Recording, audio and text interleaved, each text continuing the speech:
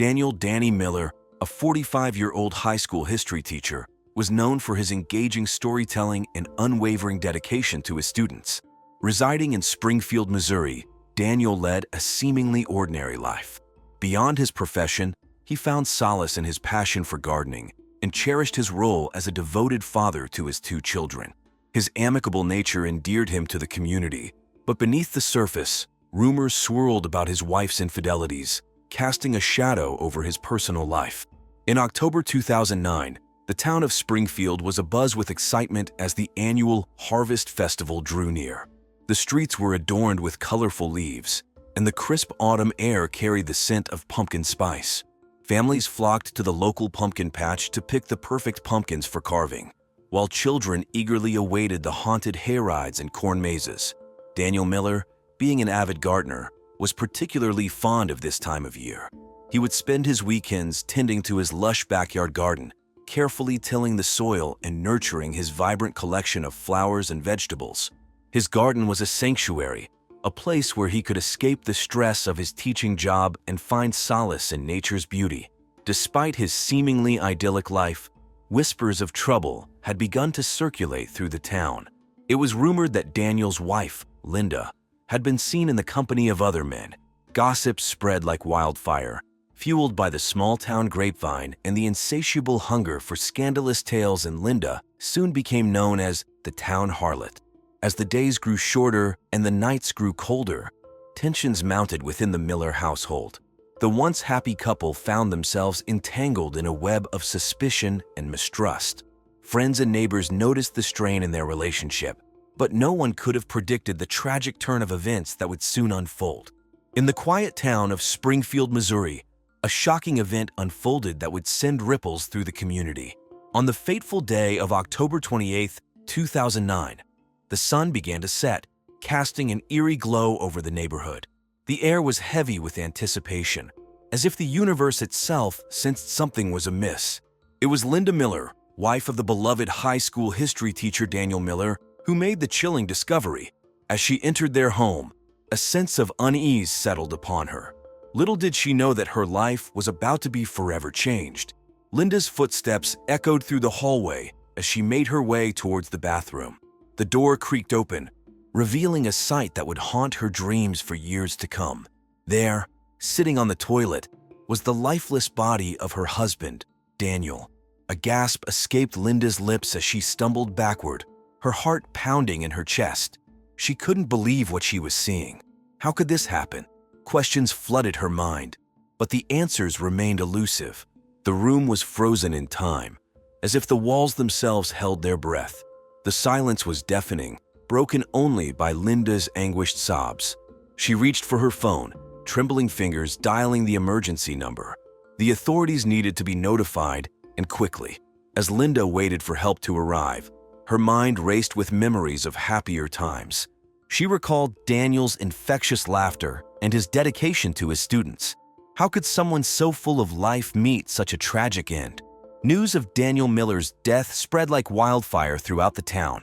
The local media buzzed with speculation, eager to uncover the truth behind this mysterious incident. Reporters from the Springfield Gazette and the Evening News arrived at the scene, cameras flashing and microphones poised. Detectives from the Springfield Police Department meticulously combed through the bathroom for any clues that could shed light on what had transpired. The room was meticulously analyzed, from the toothpaste brand on the sink to the magazines scattered on the floor. Every detail mattered in their quest for justice. As the investigation unfolded, the town of Springfield held its breath, anxiously awaiting answers. Who would want to harm Daniel Miller, a man loved and respected by all? And what secrets lay hidden beneath the surface of this seemingly idyllic community? The police officers arrived at the scene with a sense of urgency, ready to uncover the truth behind the untimely demise of Daniel Miller. Leading the investigation was Detective Huey "Ducky" Hughes, a seasoned investigator known for his sharp instincts and attention to detail. Together with his team, they meticulously combed through the crime scene, leaving no stone unturned in their quest for justice. As they entered the bathroom, the officers were met with a chilling sight. The room, once a place of privacy and solace, had been transformed into a macabre scene of death. Bloodstains and a copious amount of blood stained the toilet, indicating violent, bloody, and ultimately fatal diarrhea, a stark contrast to the otherwise pristine surroundings.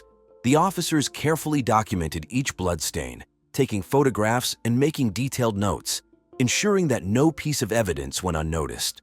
The weapon used in this heinous crime was a lethal dose of antifreeze, cunningly mixed into Daniel's favorite evening drink, sweet iced tea. The investigators found the empty bottle of antifreeze in the kitchen, discarded among other household cleaning supplies. They meticulously collected fingerprints and DNA samples from the bottle, hoping to find a match that would lead them to the perpetrator. As they continued their search for clues, the investigators discovered a torn piece of paper on the bathroom floor. It appeared to be a note, but the words were barely legible. With the help of forensic experts, they carefully pieced together the torn fragments, revealing a cryptic message. The note mentioned a meeting with a divorce lawyer, scheduled for the day of the crime. This discovery sparked a new lead, and the investigators wasted no time in following it up.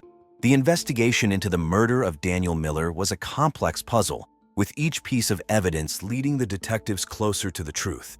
The meticulousness and determination of Detective Huey "Ducky" Hughes and his team would prove crucial in solving this chilling crime.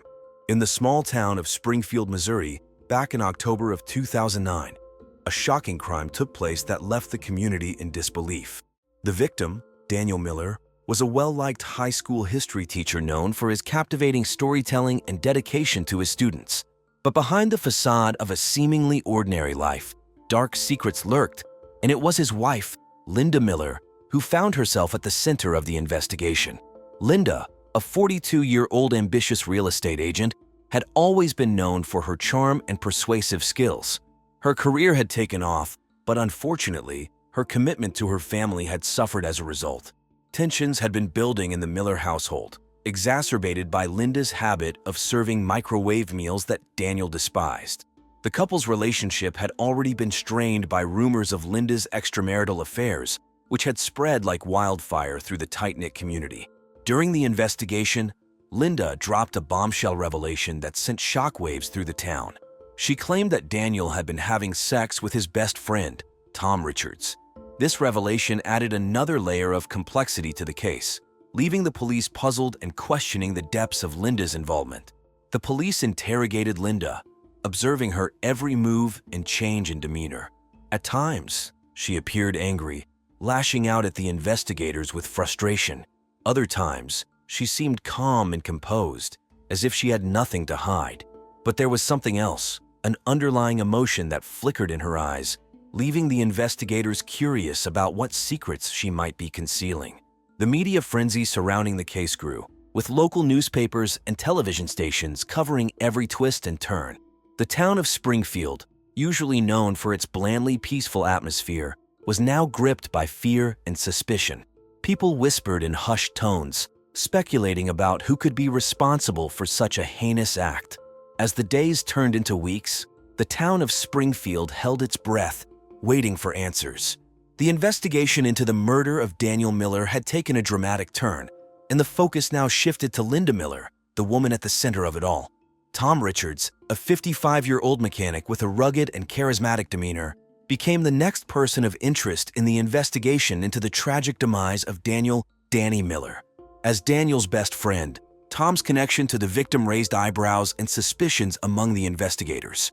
The police delved into Tom's background, meticulously examining his every move and interaction with Daniel and Linda Miller. Tom vehemently denied any sexual involvement with Daniel, but he did admit to a tumultuous relationship with the victim. The detectives focused on the moments leading up to Daniel's death, searching for any clues that could shed light on the truth. They delved into their friendship, peeling back the layers of their bond to uncover any hidden tensions or unresolved conflicts. During the investigation, Tom's reactions ranged from anger to calmness, leaving the detectives perplexed. They carefully observed his every word and gesture, searching for any signs of guilt or deception. The investigators knew that the truth often lurked in the unspoken secrets and hidden emotions that lay beneath the surface.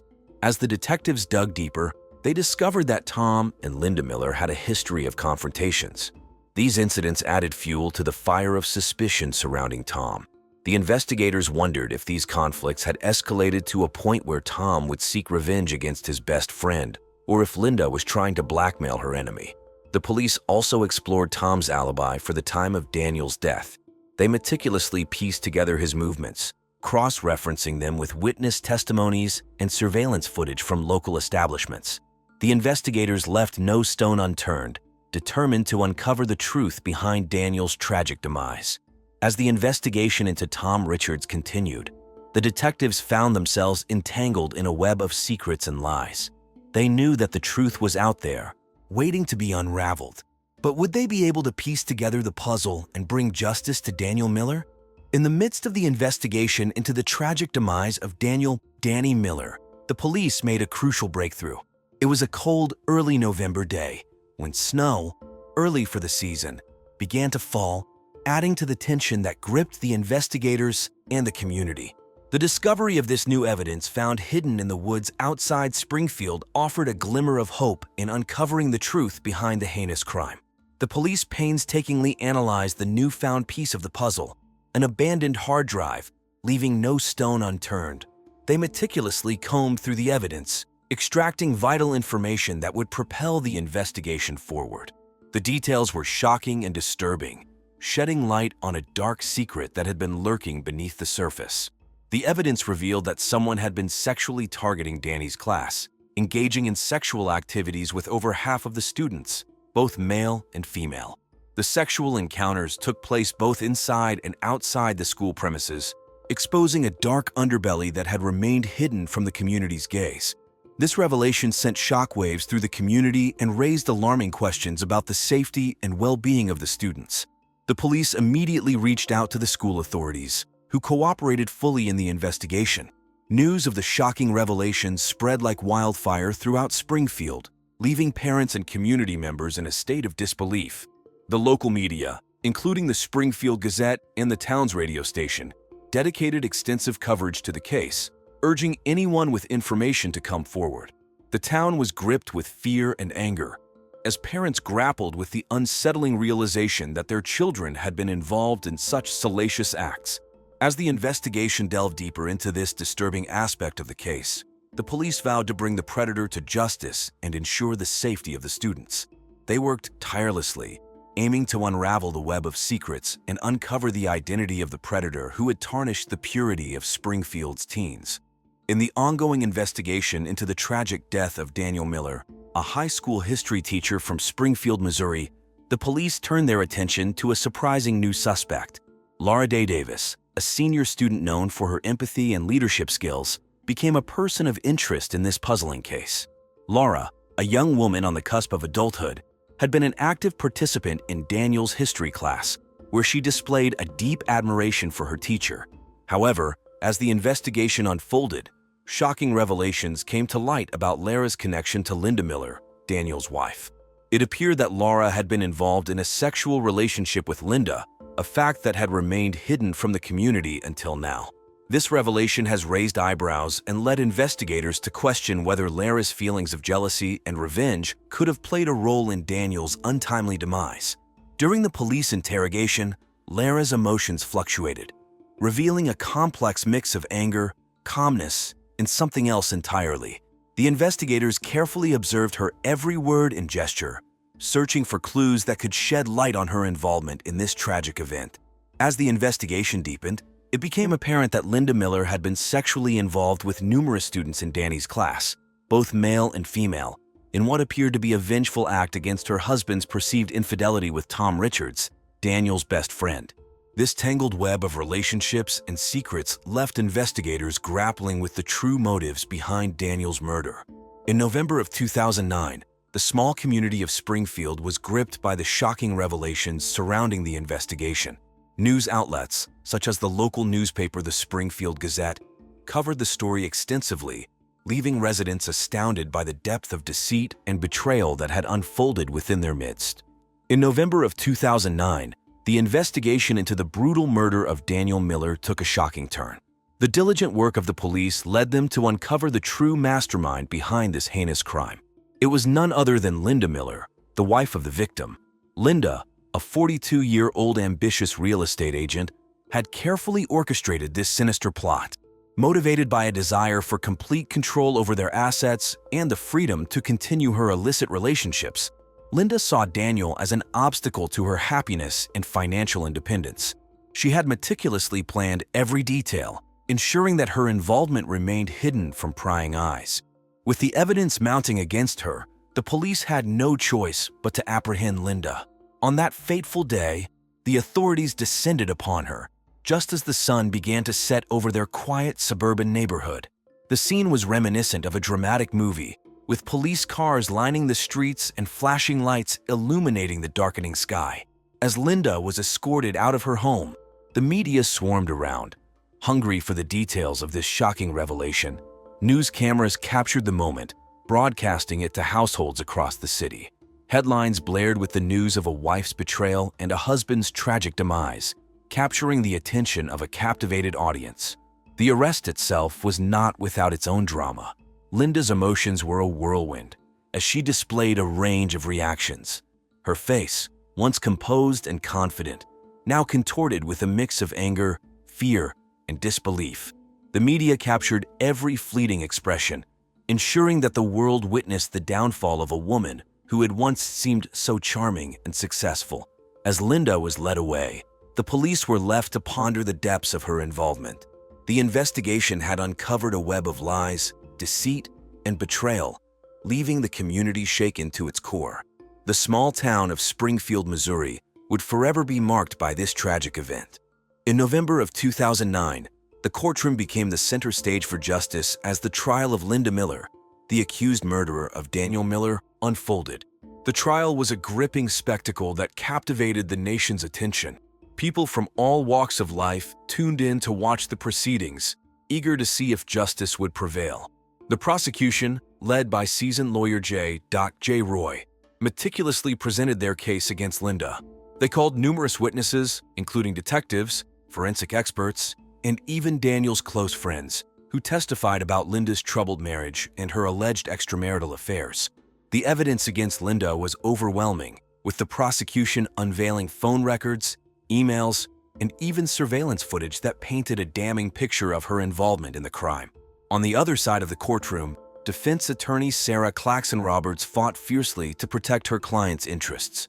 She argued that the evidence presented by the prosecution was circumstantial and failed to prove Linda's guilt beyond a reasonable doubt. Claxon Roberts attempted to cast doubt on the credibility of the witnesses and questioned the validity of the forensic evidence. The trial lasted for several weeks, with both sides presenting their closing arguments to the jury. The tension in the courtroom was palpable as the jurors deliberated over Linda's fate. After hours of careful consideration, the jury reached a unanimous verdict. Linda Miller was found guilty of first-degree murder. The courtroom erupted in a mix of emotions: relief for Daniel's family and friends, and shock for Linda and her supporters. The judge, known for his no-nonsense approach, wasted no time in delivering the sentence.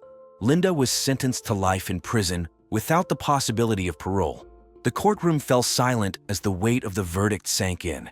Linda's fate was sealed, and she would spend the rest of her days behind bars, paying for the heinous crime she committed. As the trial came to a close, the media frenzy surrounding the case slowly subsided. The Miller family, though forever scarred by the tragedy, found solace in the fact that justice had been served. The community of Springfield, Missouri, rallied around them, offering support and condolences during this difficult time.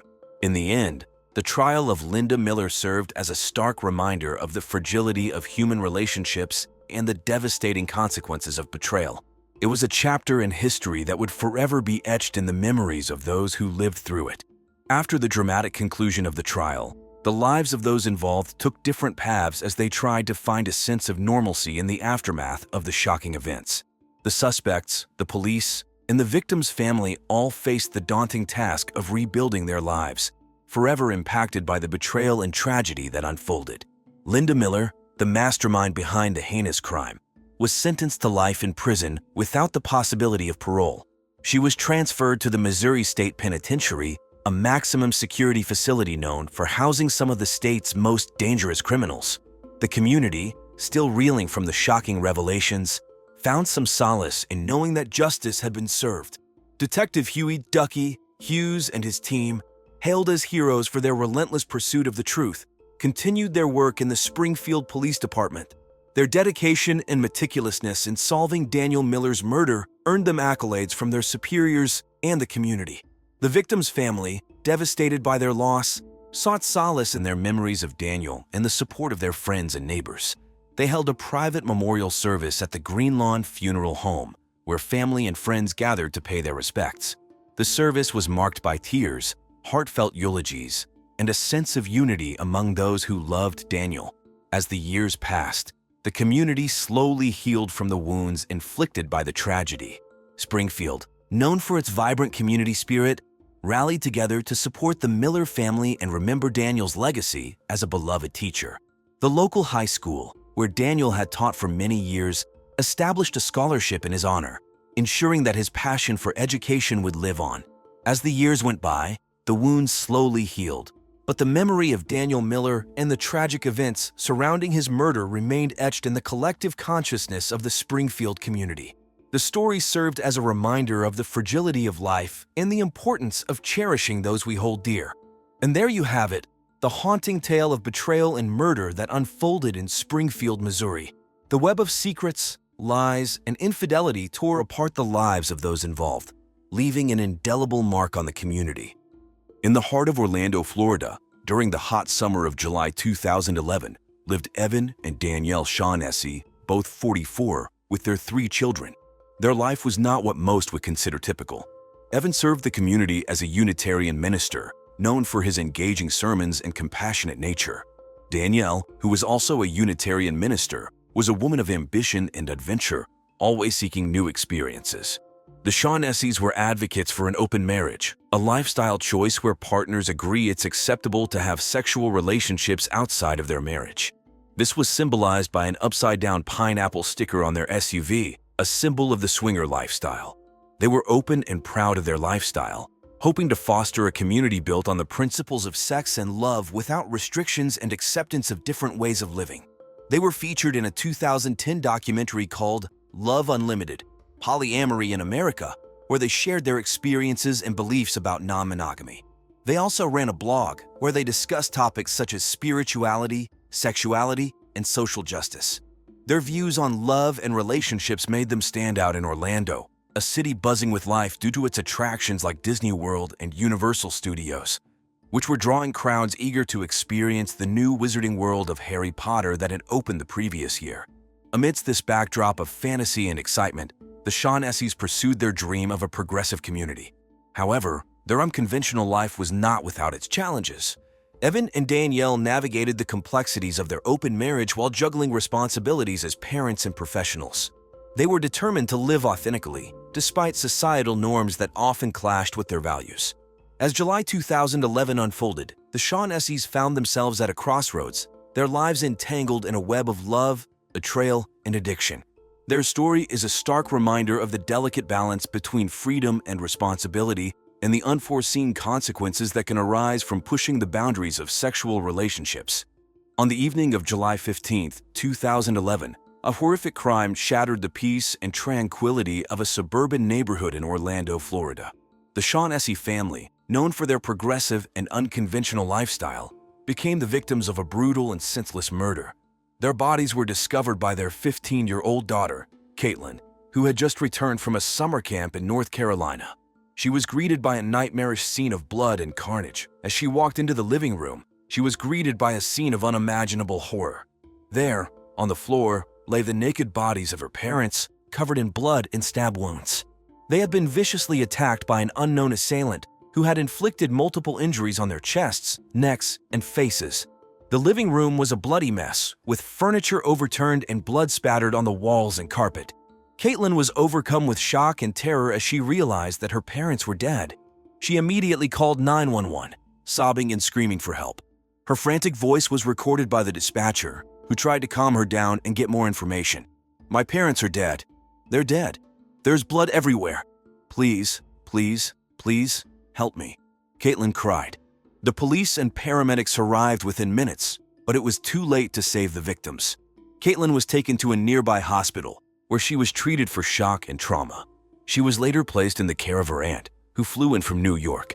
The brutal slaying of the Shaughnessy couple sent shockwave through the Orlando community, especially among their friends and fellow members of the First Unitarian Church of Orlando. The couple, who had been married for 20 years, were described by their friends and family as loving, compassionate, and adventurous people who wanted to create a more inclusive and accepting world. They had no known enemies or conflicts, which made their murder even more baffling and disturbing. Who would want to kill them, and why? These were the questions that haunted the investigators, who would face a complex and challenging case. Within minutes of receiving the frantic 911 call on July 15, 2011 from Caitlin Shaughnessy, the Orlando Police Department dispatched a team of officers to the scene of the crime. The Shaughnessy home, located in the affluent Baldwin Park neighborhood, was cordoned off as a potential homicide site.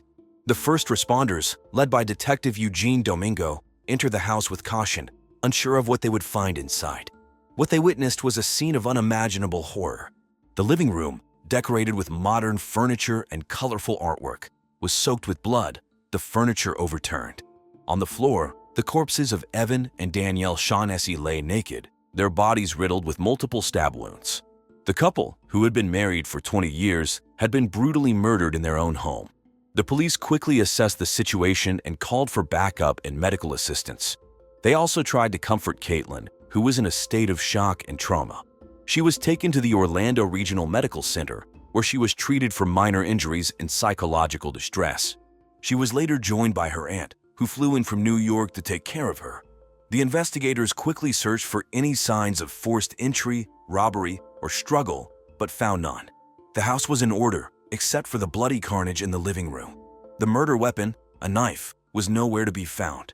The only clue they had was a partial fingerprint found on the door handle, which they hoped would match someone in their database, along with a faint footprint on the carpet, possibly belonging to the killer. Detective Domingo was baffled by the motive and the identity of the murderer. Who would want to kill the Shaughnessy's, a well-liked and respected couple in the community? What was the reason behind this savage and senseless act of violence? They had no enemies or conflicts as far as anyone knew, which made their murder even more baffling and disturbing.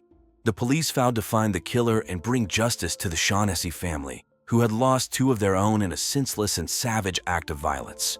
The police had a first suspect in their sights, Caitlin Shaughnessy, the 15-year-old daughter of Evan and Danielle Shaughnessy, the Unitarian ministers and open marriage advocates who were stabbed to death in their Orlando home on July 15, 2011.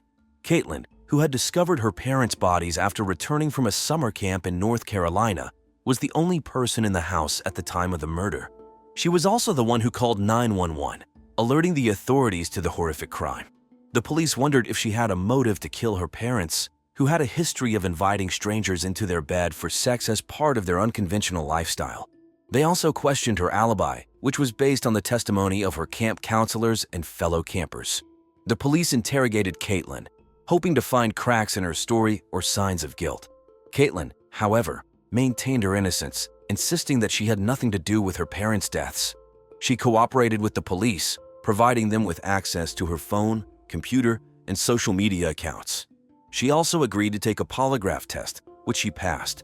Caitlin, who was in a state of shock and grief, expressed her anger and confusion at being accused of such a heinous act.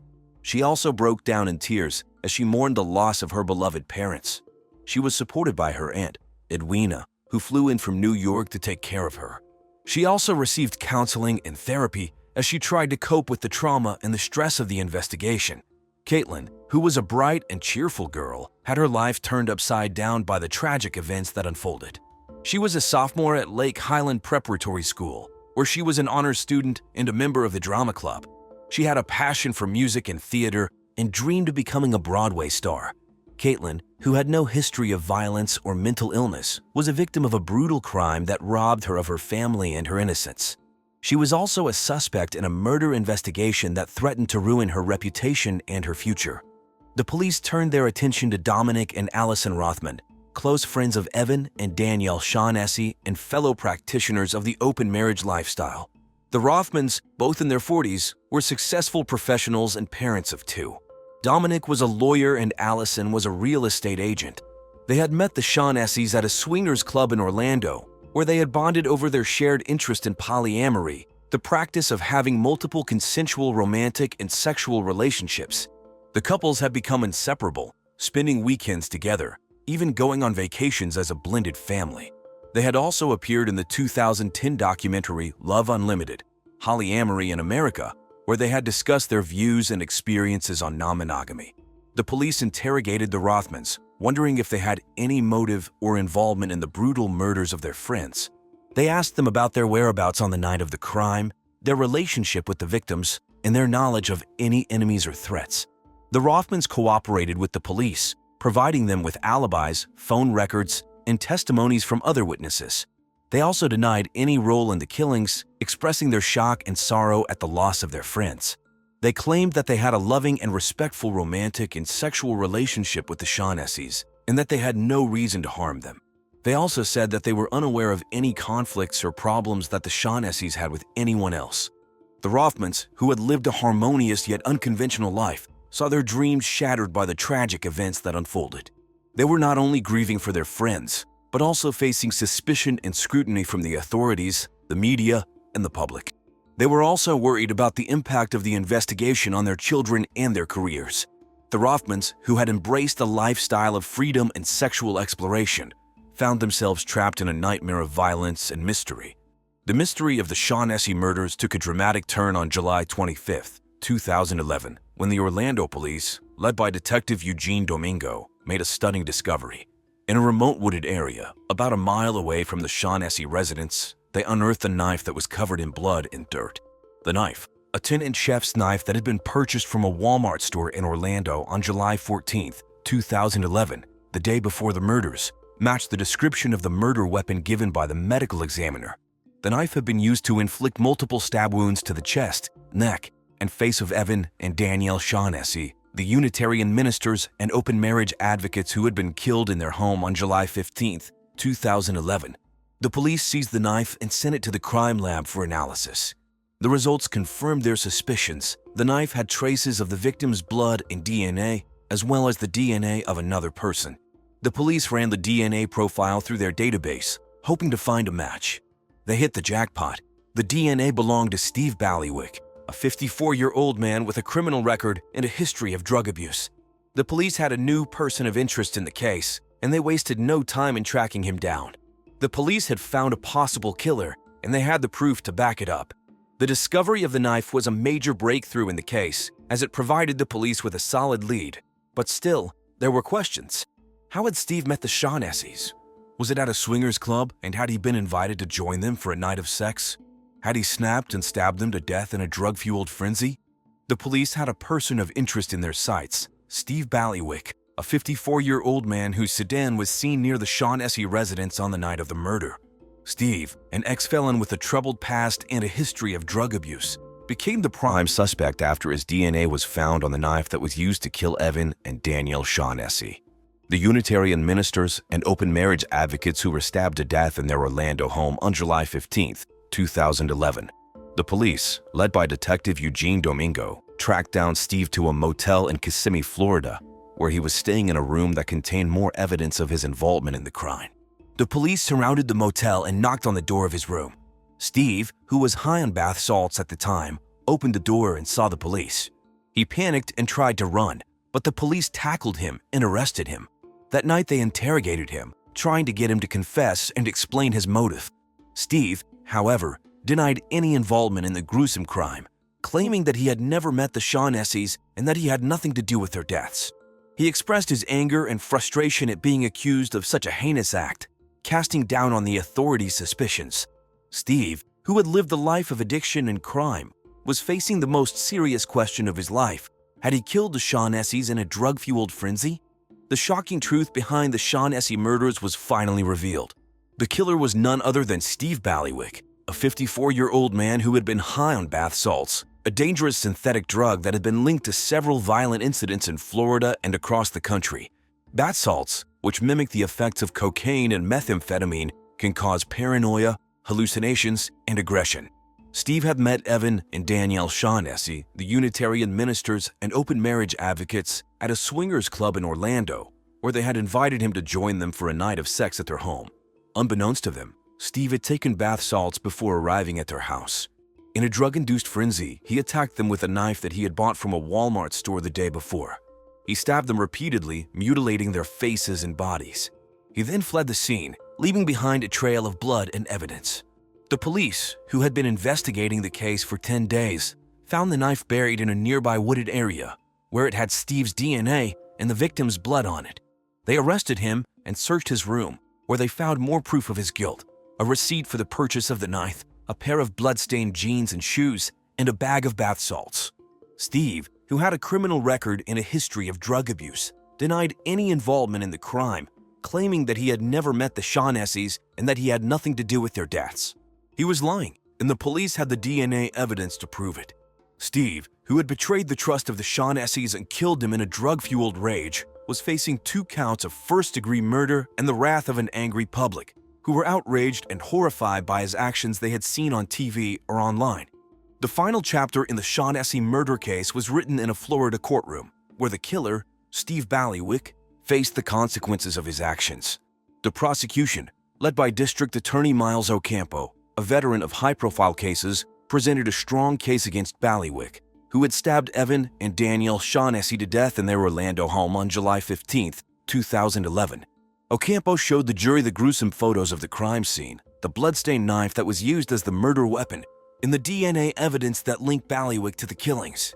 He also played the 911 call made by the victim's daughter, Caitlin, who had discovered her parents' bodies, and the testimony of the police officers who had arrested Ballywick at a motel in Kissimmee, Florida, where he had been staying with a bag of bath salts, a synthetic drug that had been linked to several violent incidents in Florida and across the country.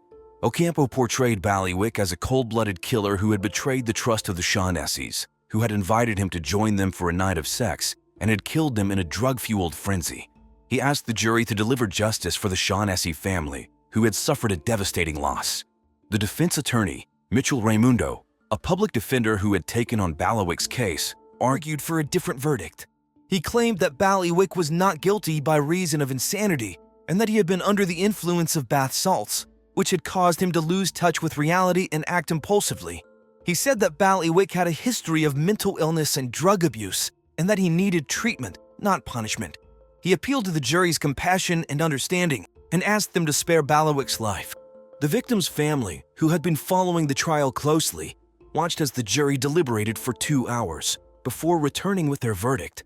They found Ballywick guilty of 2 counts of first-degree murder and sentenced him to life in prison without the possibility of parole.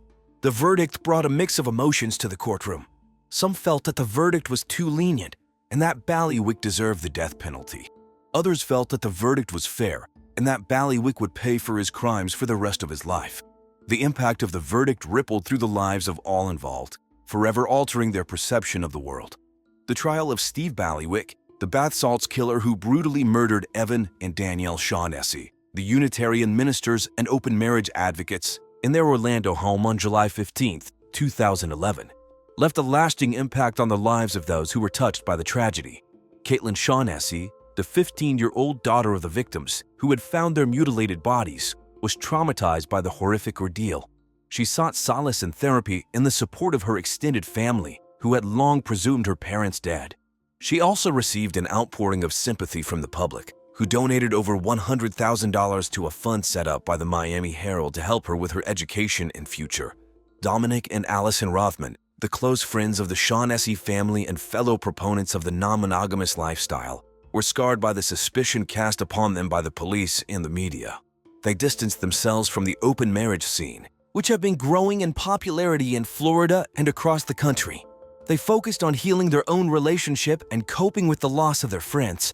The police, led by Detective Eugene Domingo, who had worked tirelessly to solve the case and bring the killer to justice, were forever marked by the horrors they witnessed. They continued their efforts to combat the rising threat of bath salts, a synthetic drug that had been linked to several violent incidents in Florida and across the country. They also praised the bravery and cooperation of the witnesses in the victim's family, who had helped them with the investigation. And the Shaughnessy family, who had been estranged from Evan and Danielle for years, were forever scarred by the loss of their loved ones. They found strength in their shared memories and the love that remained. They also learned to accept and respect the choices that Evan and Danielle had made and the legacy that they had left behind. Katia Powell, A 29-year-old woman from Eupora, Mississippi, was known as the psychic and astrologer of her community. She had a deep connection with the spiritual world and was highly regarded by those who sought her guidance. Kadia's father, Reverend Vance Vice Powell, a Baptist minister from the neighboring town of Mathiston, had a complicated relationship with his daughter's work. He believed that her abilities were influenced by evil forces despite their close bond. Kadia was a proud Aries and an active participant in the world of Dungeons & Dragons, where she embraced the persona of Lysandra Dragonslayer. She immersed herself in her work, with aspirations of expanding her psychic abilities. As January of 2008 rolled in, she was determined to take her skills to new heights. Eupora, a small town in Mississippi, was abuzz with excitement for the new year. The community was still recovering from the aftermath of the devastating tornado that had struck the region the previous year. The local newspaper, the Webster Progress-Times, reported on the progress made in the town's recovery efforts. It highlighted the resilience of the community and the hope that the new year brought. Kadia's clients, who came from all walks of life, relied on her guidance to navigate the uncertainties of the future. She had gained a reputation for her accurate predictions and insightful readings. Her name was often mentioned in conversations at the local Eupora coffee house, where townsfolk gathered to discuss the latest happenings. However, not everyone in Eupora was a believer in Kadia's abilities. Some skeptics dismissed her as a charlatan, claiming that her predictions were nothing more than lucky guesses. This skepticism only fueled Kadia's determination to prove herself and silence her critics. As the days passed, Kadia's dedication to her craft intensified. She spent hours studying astrology charts, practicing her psychic readings, and honing her skills. She had recently purchased a new set of tarot cards from Mystic Moon Magic Shop, a popular metaphysical store in nearby Starkville. The cards were said to be enchanted, enhancing the accuracy of her readings.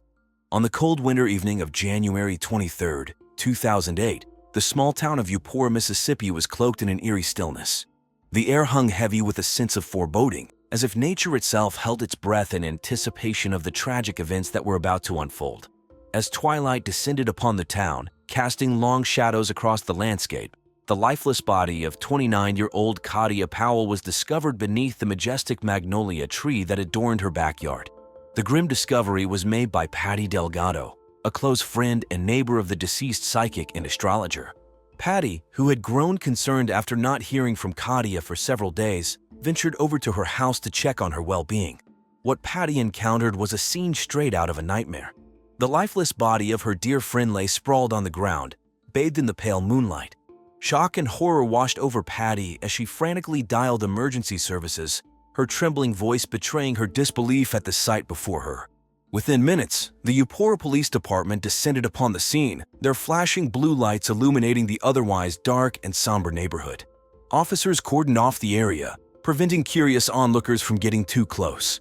The news of Kadia's untimely demise spread like wildfire through the tight-knit community, leaving its residents in a state of shock and disbelief. Local media outlets, such as the Eupora Gazette and the Mississippi Times, dedicated coverage to the perplexing case. The story captured the attention of the nation, with news outlets like CNN and Fox News picking up the story, eager to delve into the enigma surrounding Kadia's demise. As the days turned into weeks, the investigation took numerous twists and turns, leading detectives down a labyrinth of clues and potential suspects.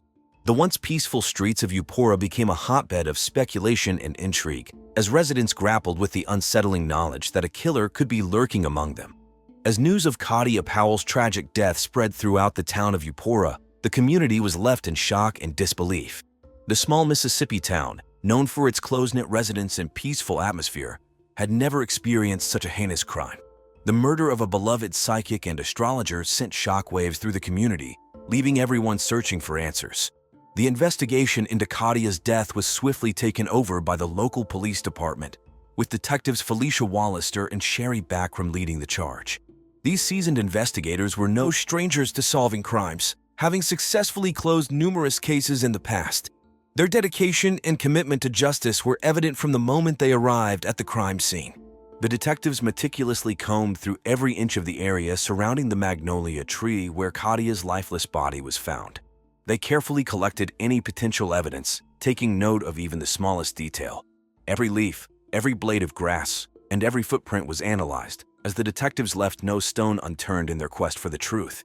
As the investigation unfolded, the detectives discovered several key pieces of evidence that would prove crucial in piecing together the events leading up to Kadia's death. They found a series of text messages on her phone, indicating a possible conflict with an unidentified individual.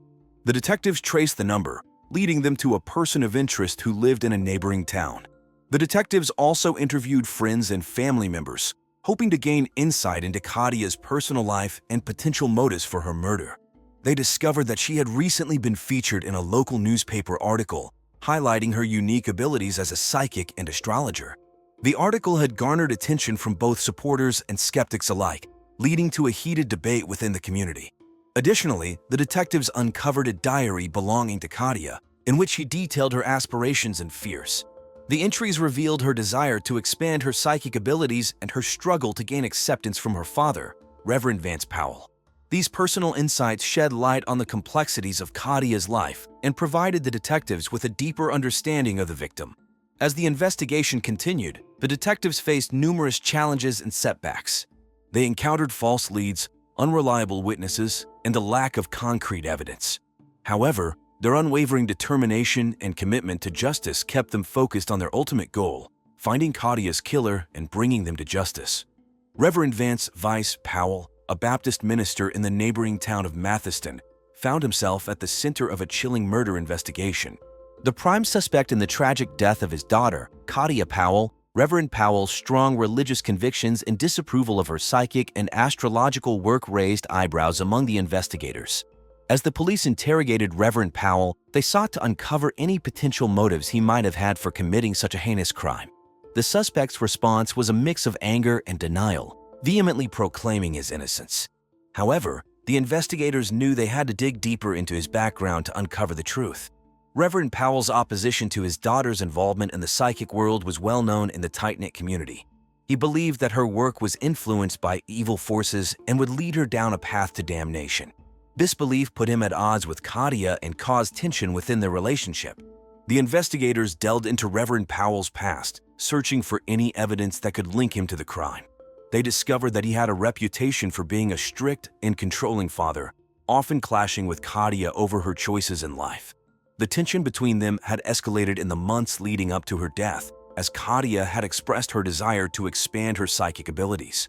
To further complicate matters, Reverend Powell's sermons at the Mathiston Baptist Church had become increasingly fiery and passionate in the weeks preceding the murder. He had been warning his congregation about the dangers of the occult and the influence of demons in people's lives. Some members of the community wondered if his sermons were a veiled confession of guilt. As the investigation continued, the detectives meticulously combed through Reverend Powell's phone records, financial transactions, and personal belongings. They interviewed friends, family, and members of the congregation to gather more information about his character and potential motives. The investigators knew that they had a challenging task ahead of them. They had to separate fact from speculation and build a solid case against Reverend Powell if they were to bring justice for Kadia's tragic death.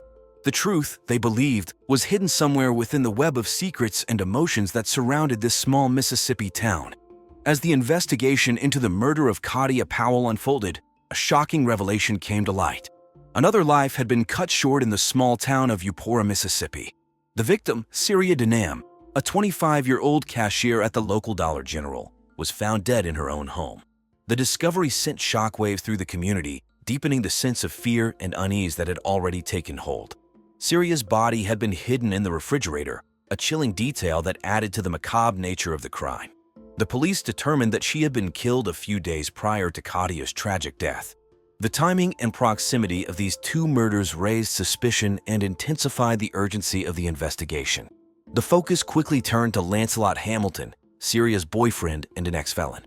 Eyewitnesses had spotted his distinctive pickup truck near Kadia's house on the day of her murder. This crucial piece of information made Lancelot a person of interest in both cases. To further complicate matters, Lancelot's criminal history added a layer of complexity to the case. The investigators meticulously reviewed his past convictions, searching for any connection to the murders. They reached out to law enforcement agencies in neighboring towns, collaborating and sharing information to build a comprehensive profile of Lancelot. As the investigation unfolded, the media interest surrounding the case grew. Local newspapers covered the story. The tight-knit community found itself thrust into the spotlight. grappling with the weight of these heinous crimes. The investigators faced mounting pressure to solve the murders and bring the perpetrators to justice. Every lead was pursued with unwavering determination as they sifted through evidence, interviewed witnesses, and analyzed forensic findings. The clock ticked, and the town anxiously awaited answers. In their relentless pursuit of justice, the police made a breakthrough discovery a few weeks after the initial investigation. On a cold winter day in late January of 2008, they uncovered a hidden diary belonging to Syria Denham, the 25-year-old cashier at the local Dollar General who was found dead in her own home. The diary provided a glimpse into the tumultuous relationship between Syria and her boyfriend, Lancelot Hamilton, an ex-felon who quickly became a person of interest in the case. The diary entries painted a disturbing picture of a relationship marred by domestic disputes and violence. Syria detailed instances of physical abuse and emotional manipulation, shedding light on the possible motives behind her tragic death. The pages were filled with her fears and desperation as she struggled to break free from the toxic cycle of her relationship with Lancelot.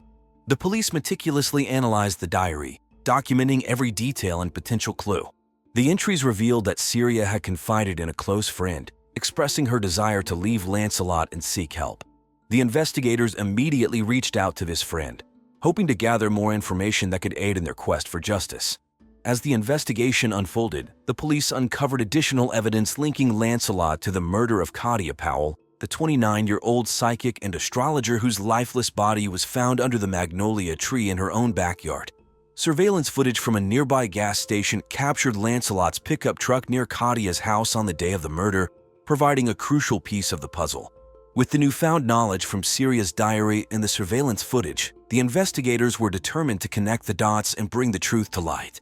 They delved deeper into Lancelot's background, uncovering a history of violent behavior and a criminal record that further fueled their suspicions.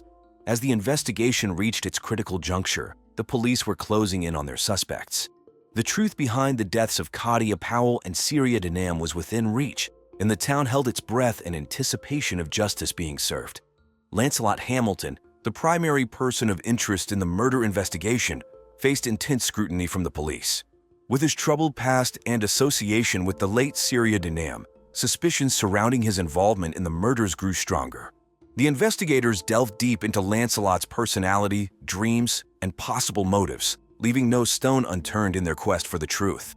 During the interrogation, Lancelot's demeanor betrayed a mixture of anger and fear, as he struggled to maintain his composure under the mounting evidence against him. The investigators skillfully probed into his background, meticulously dissecting his every move in the days leading up to the murders. As the questioning intensified, Lancelot's facade began to crumble. His attempts to evade the investigators' inquiries became increasingly futile as the weight of the evidence bore down on him. The police presented him with compelling evidence, including eyewitness accounts placing his pickup truck near Claudia Powell's house on the day of her murder. These accounts were further bolstered by surveillance footage from a nearby gas station, capturing Lancelot's vehicle at the scene. In addition to the circumstantial evidence, the investigators uncovered a disturbing connection between Lancelot and Syria. The recently discovered diary of Syria Denham revealed a tumultuous relationship marred by domestic disputes and violence. This revelation painted a chilling picture of a troubled dynamic between the couple, raising further suspicions about Lancelot's potential involvement in both murders. The police, driven by an unwavering commitment to justice, continued to dig deeper into Lancelot's background. They reached out to acquaintances, friends, and family members, seeking any information that could shed light on his motives. The investigators meticulously combed through phone records, financial transactions, and social media profiles, piecing together a comprehensive timeline of Lancelot's activities in the days leading up to the murders. As the investigation unfolded, the media's attention turned towards this gripping case that had captivated the small town of Upora. Local newspapers ran updates on the investigation, while television news stations dedicated segments to the latest developments. The community, gripped by fear and curiosity, anxiously awaited the resolution of this haunting mystery. With Lancelot Hamilton at the center of the investigation, the police were determined to bring justice to the victims and closure to the community. As the case approached its climax, the truth remained just out of reach, tantalizingly close yet frustratingly elusive. After an intense investigation, the truth behind the murders that shook the small town of Upora finally came to light, revealing Lancelot Hamilton as the cold-blooded killer. Lancelot, a troubled ex-felon, had committed the heinous crimes out of fear that his dark secret would be exposed. The police meticulously unraveled the intricate web of deception, leaving no stone unturned in their pursuit of justice. The motive for the first murder, that of Syria Denham, a 25-year-old cashier at the local Dollar General, was rooted in a tumultuous relationship marred by domestic disputes and violence. Lancelot's fear of Syria's ghost haunting him did not stop him from committing the unthinkable act of taking her life. Little did he know that this act would set off a chain of events that would ultimately lead to his own downfall. The discovery of Syria's hidden diary proved to be a crucial turning point in the investigation. The diary detailed the troubled relationship between Syria and Lancelot, providing valuable insights into their lives and the events that transpired leading up to her tragic death. This newfound knowledge allowed the investigators to connect the dots and follow the trail of evidence. As the investigation progressed, the police uncovered a chilling connection between Syria's murder and the death of Katia Powell, the 29-year-old psychic and astrologer. Lancelot's fear of Syria's ghost exposing his dark secret to Katia had driven him to silence her forever. The police painstakingly pieced together the timeline of events, meticulously analyzing phone records, surveillance footage, and witness testimonies to build their case against Lancelot. On the day of the arrest, the atmosphere in Eupora was heavy with anticipation. The entire community was on edge, eager for justice to be served. The police, armed with overwhelming evidence, closed in on Lancelot. The arrest took place on a cold winter morning, the same chilling backdrop that had witnessed the crimes committed. As the handcuffs clicked shut, a collective sigh of relief swept through the town. The arrest of Lancelot Hamilton sent shockwaves through the community, leaving Katia's family devastated and the townspeople grappling with the horrifying reality that such evil could exist in their midst. The media frenzy that followed was unprecedented, with news outlets from across the state covering the shocking details of the case. The story of murder under the magnolia trees became a cautionary tale, a reminder that darkness can lurk even in the most seemingly idyllic places. The trial that ensued was a solemn affair, filled with heightened emotions and a sense of justice hanging in the balance. District Attorney Warren Prancett, a seasoned prosecutor known for his unwavering dedication to upholding the law, presented a compelling case against Lancelot Hamilton. Prancett meticulously outlined the chilling details of the murders, painting a vivid picture of the heinous crimes committed in the small town of Eupora, Mississippi. In the courtroom, the victim's family sat with a mixture of grief and anticipation as they watched the proceedings unfold. The defense attorney, David Joe Lodies, a renowned legal expert known for his tenacity, fought fiercely to cast doubt on the evidence presented by the prosecution. Lodies argued that the police had rushed to judgment and that there were other plausible suspects that had not been thoroughly investigated.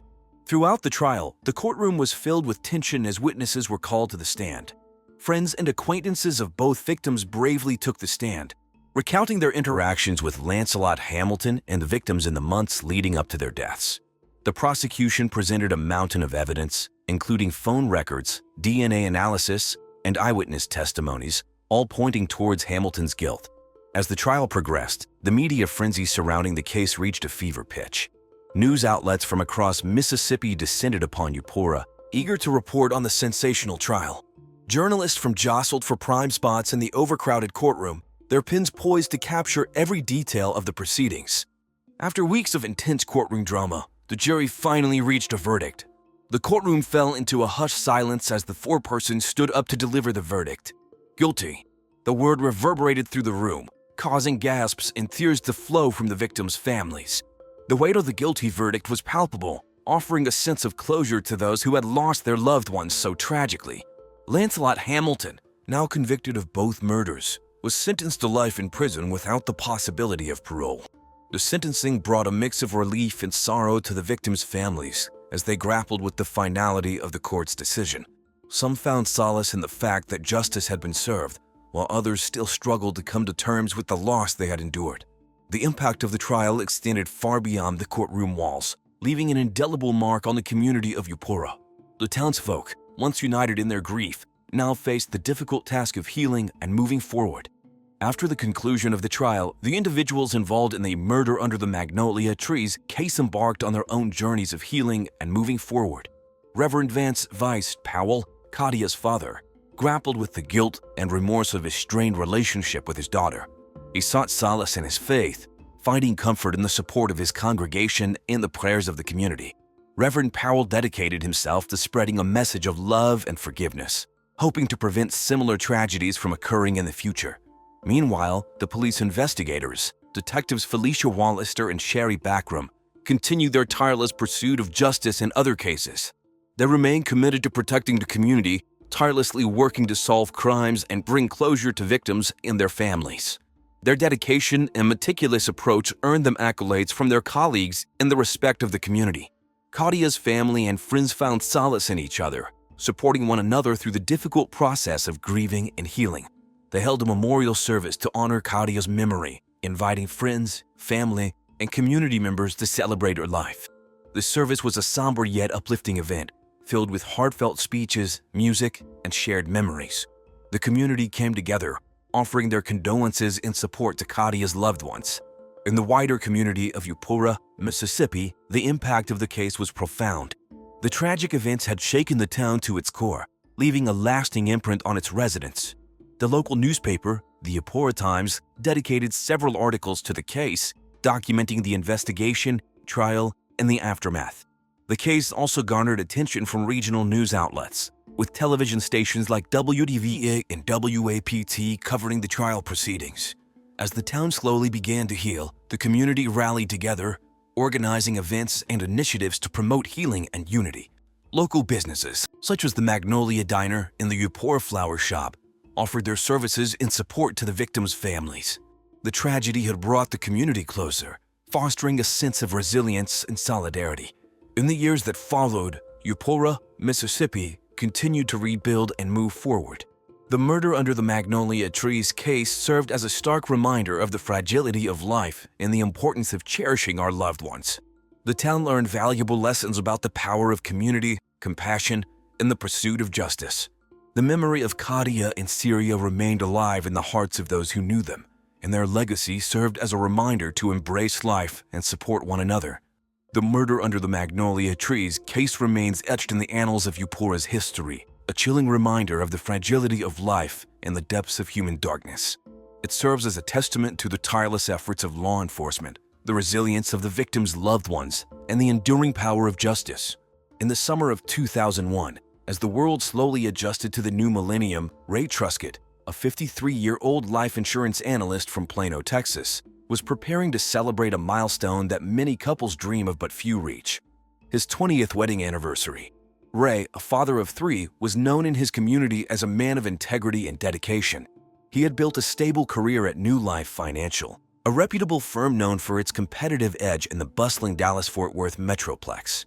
A graduate of the University of Texas at Austin, Ray had climbed the ranks through sheer determination and a knack for numbers. His colleagues often described him as the first to arrive and the last to leave the office, a testament to his work ethic. Ray's life at home was no less exemplary.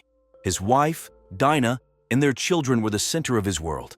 Neighbors would often see the Truscott family at community events or hear about their travels to places like the Grand Canyon or Disney World, the latter being featured in a 2001 Disney vacation planning VHS that had just been released.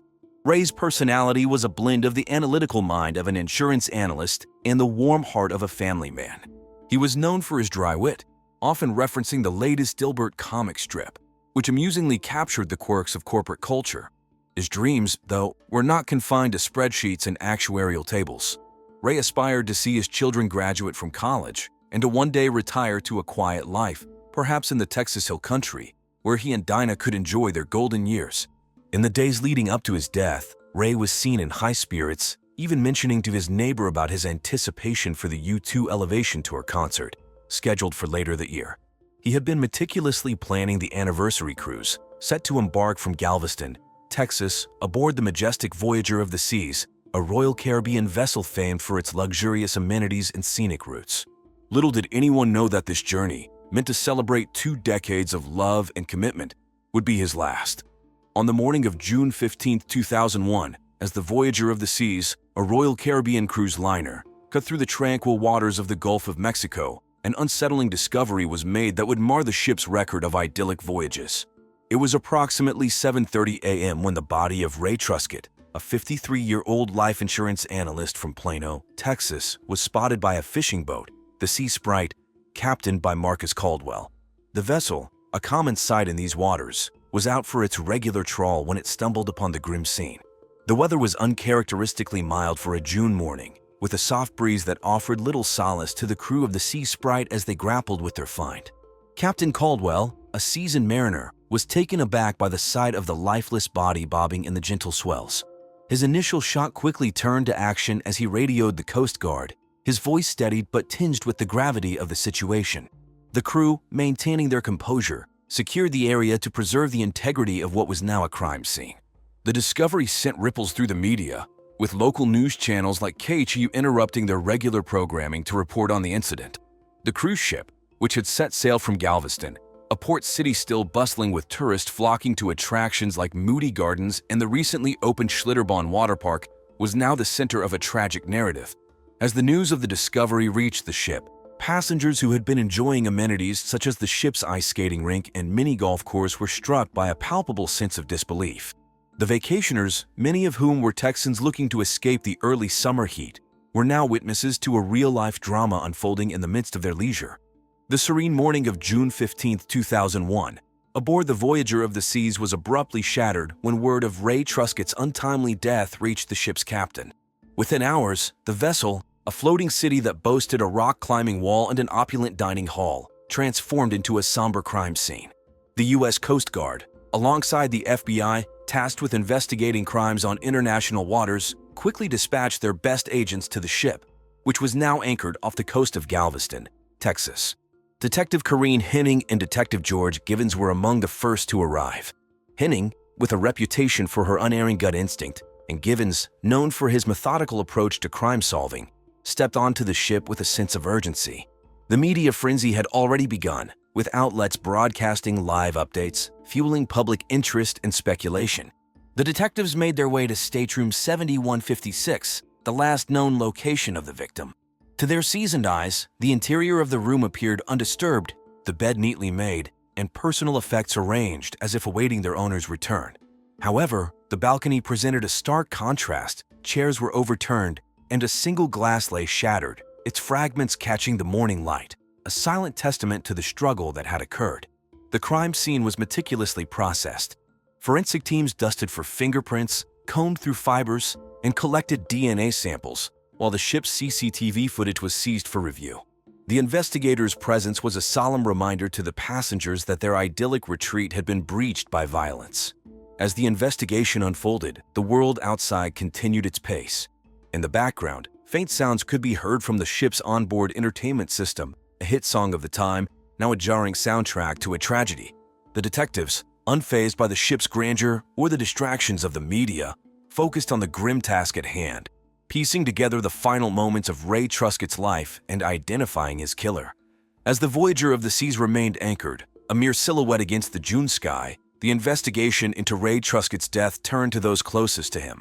Dinah Truscott, 51, the victim's wife of 20 years, became the focus of intense scrutiny. Known for her gentle demeanor and her role as a devoted homemaker, Dinah was the archetype of suburban tranquility in Plano, Texas, a city that prided itself on being one of the best places to live in America. According to a CNN Money magazine feature that year, Dinah's life was seemingly filled with PDA meetings and Sunday family barbecues. Her dreams were modest, a happy family, a comfortable home, and the joy of seeing her children succeed. Yet, beneath the veneer of domestic bliss, detectives wondered if there lay a motive for murder. The interrogation was conducted away from the prying eyes of the public, who were busy discussing the case on internet forums, a burgeoning trend in the early 2000s. Detectives Henning and Givens, in a room with views of the endless ocean, questioned Dinah. Her responses were punctuated by moments of confusion and long pauses. She struggled to account for her whereabouts at the time her husband was believed to have been thrown overboard. Her alibi, that she had been asleep in their stateroom, offered little in the way of corroboration. Despite her seemingly oblivious nature, Dinah's reactions during the interrogation raised suspicion. Was her demeanor a mask for something more sinister, or simply the shock of a grieving widow? The detectives took note of her every word and gesture, aware that in cases such as these, the truth was often hidden in plain sight. As the investigation continued, the question remained, was Dinah Truscott a heartbroken spouse or a cunning adversary? The inquiry into Ray Truscott's death intensified as the focus shifted to Bob Hackles, a 56-year-old colleague of the victim. Hackles, a seasoned insurance analyst at New Life Financial, was aboard the Voyager of the Seas with his family. His outward persona was that of an affable family man, yet beneath this facade was a clandestine relationship with Ray that, if exposed, could upend his life. Hackles' presence on the cruise was ostensibly for leisure, alongside his Russian wife, Irina, and their 2 children. However, investigators suspected that his true motive may have been rooted in the tangled web of his secret romantic involvement with the victim. The early 2000s were a time of contrasting attitudes towards such relationships, with television shows like Will and Grace bringing LGBTQ themes into mainstream media. Yet many still faced societal pressures to conform to traditional family structures. During the interrogation, Hackles maintained a calm exterior, answering questions with measured responses. Hackles was unflappable, even as detectives probed for a crack in his composure, seeking to understand the nature of his relationship with Ray and the potential for jealousy or betrayal to have driven him to murder. The police were methodical in their approach, aware that the success of shows like CSI, Crime Scene Investigation, which had captivated audiences with its portrayal of forensic science, had raised public expectations for swift and conclusive detective work. They scrutinized Hackles' alibi, cross-referencing it with witness statements and security footage, determined to uncover whether his calm was a facade for a more turbulent inner turmoil. As the investigation delved deeper, the question loomed: could Bob Hackles, the man who shared whispered confidences and stolen moments with Ray Truscott, be capable of ending the life of the man he loved? On June 17, 2001, 2 days after the discovery of Ray Truscott's body, a new piece of evidence surfaced aboard the Voyager of the Seas. The morning was marked by a gentle Gulf breeze as a crew member, performing routine maintenance along the starboard side of the ship, noticed something unusual. Caught on a piece of protruding metalwork was a fragment of fabric, navy blue, with a distinctive pattern that matched a shirt belonging to Bob Hackles, one of the prime suspects in the case. The finding was a potential turning point in the investigation, a tangible clue in a case that had thus far offered few. The fragment was immediately secured and sent for forensic analysis, with the hope that it might yield DNA or other materials that could link the suspect to the crime scene. The media, always hungry for a new angle on the story, began to speculate on the implications of this development. The FBI agents, well-versed in the nuances of evidence collection and its role in building a case, treated the discovery with the gravity it deserved. The weather, which had been a mix of sun and cloud, seemed to mirror the uncertainty that hung over the ship as passengers and crew alike pondered the significance of the find. As the news of the fabric fragment reached the mainland, it became a topic of discussion on news programs, where anchors dissected the latest developments with legal experts. The cruise ship, once a symbol of escape and relaxation, had become the backdrop for a narrative that was as gripping as any summer blockbuster, with the added weight of real-world consequence. The investigators, for their part, continued their meticulous work, aware that in the world of criminal justice, unlike the instant gratification of winning a game of Who Wants to Be a Millionaire, patience and thoroughness were the keys to uncovering the truth. The investigation's next chapter unfolded as attention turned to Carl Bauhines, a 49-year-old librarian from Largo, Florida, whose connection to Ray Truscott added another layer of complexity to the case. Carl, a seemingly unassuming man, was revealed to have been entwined in a secret romantic liaison with Ray, a fact unknown to both Dinah Truscott and Bob Hackles, the other suspects in this unfolding drama. On board the Voyager of the Seas, Carl's demeanor stood in contrast to the ship's vibrant atmosphere, which typically buzzed with the excitement of vacationing families and couples. His quiet, introspective nature belied the depth of his involvement with Ray, and as the FBI delved into his background, they uncovered a man who dreamed of a life less ordinary. Yearning for acceptance in a world that was just beginning to embrace diversity in love and relationships. In the interview room, Carl's emotions were palpable.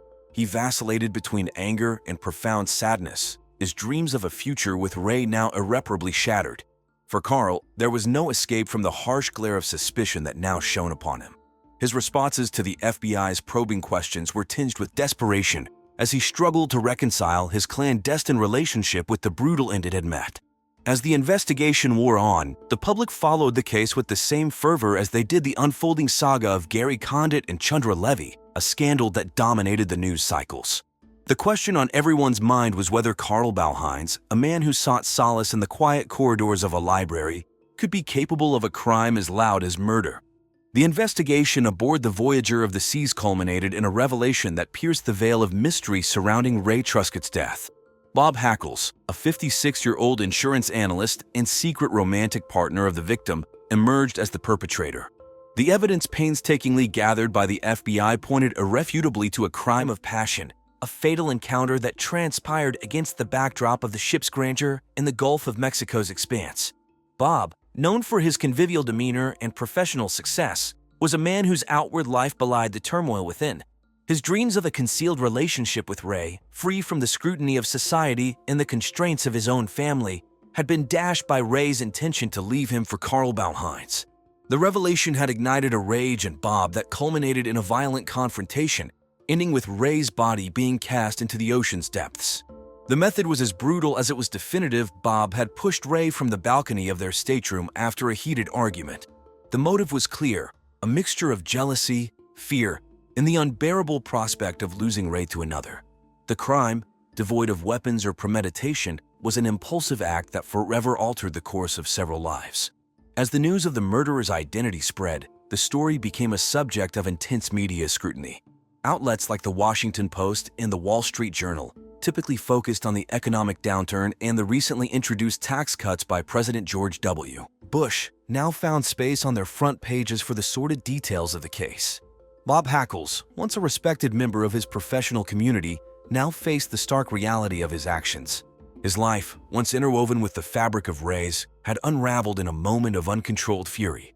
The question of why a man would commit such an act hung heavily in the air, a reminder of the fragile nature of the human psyche.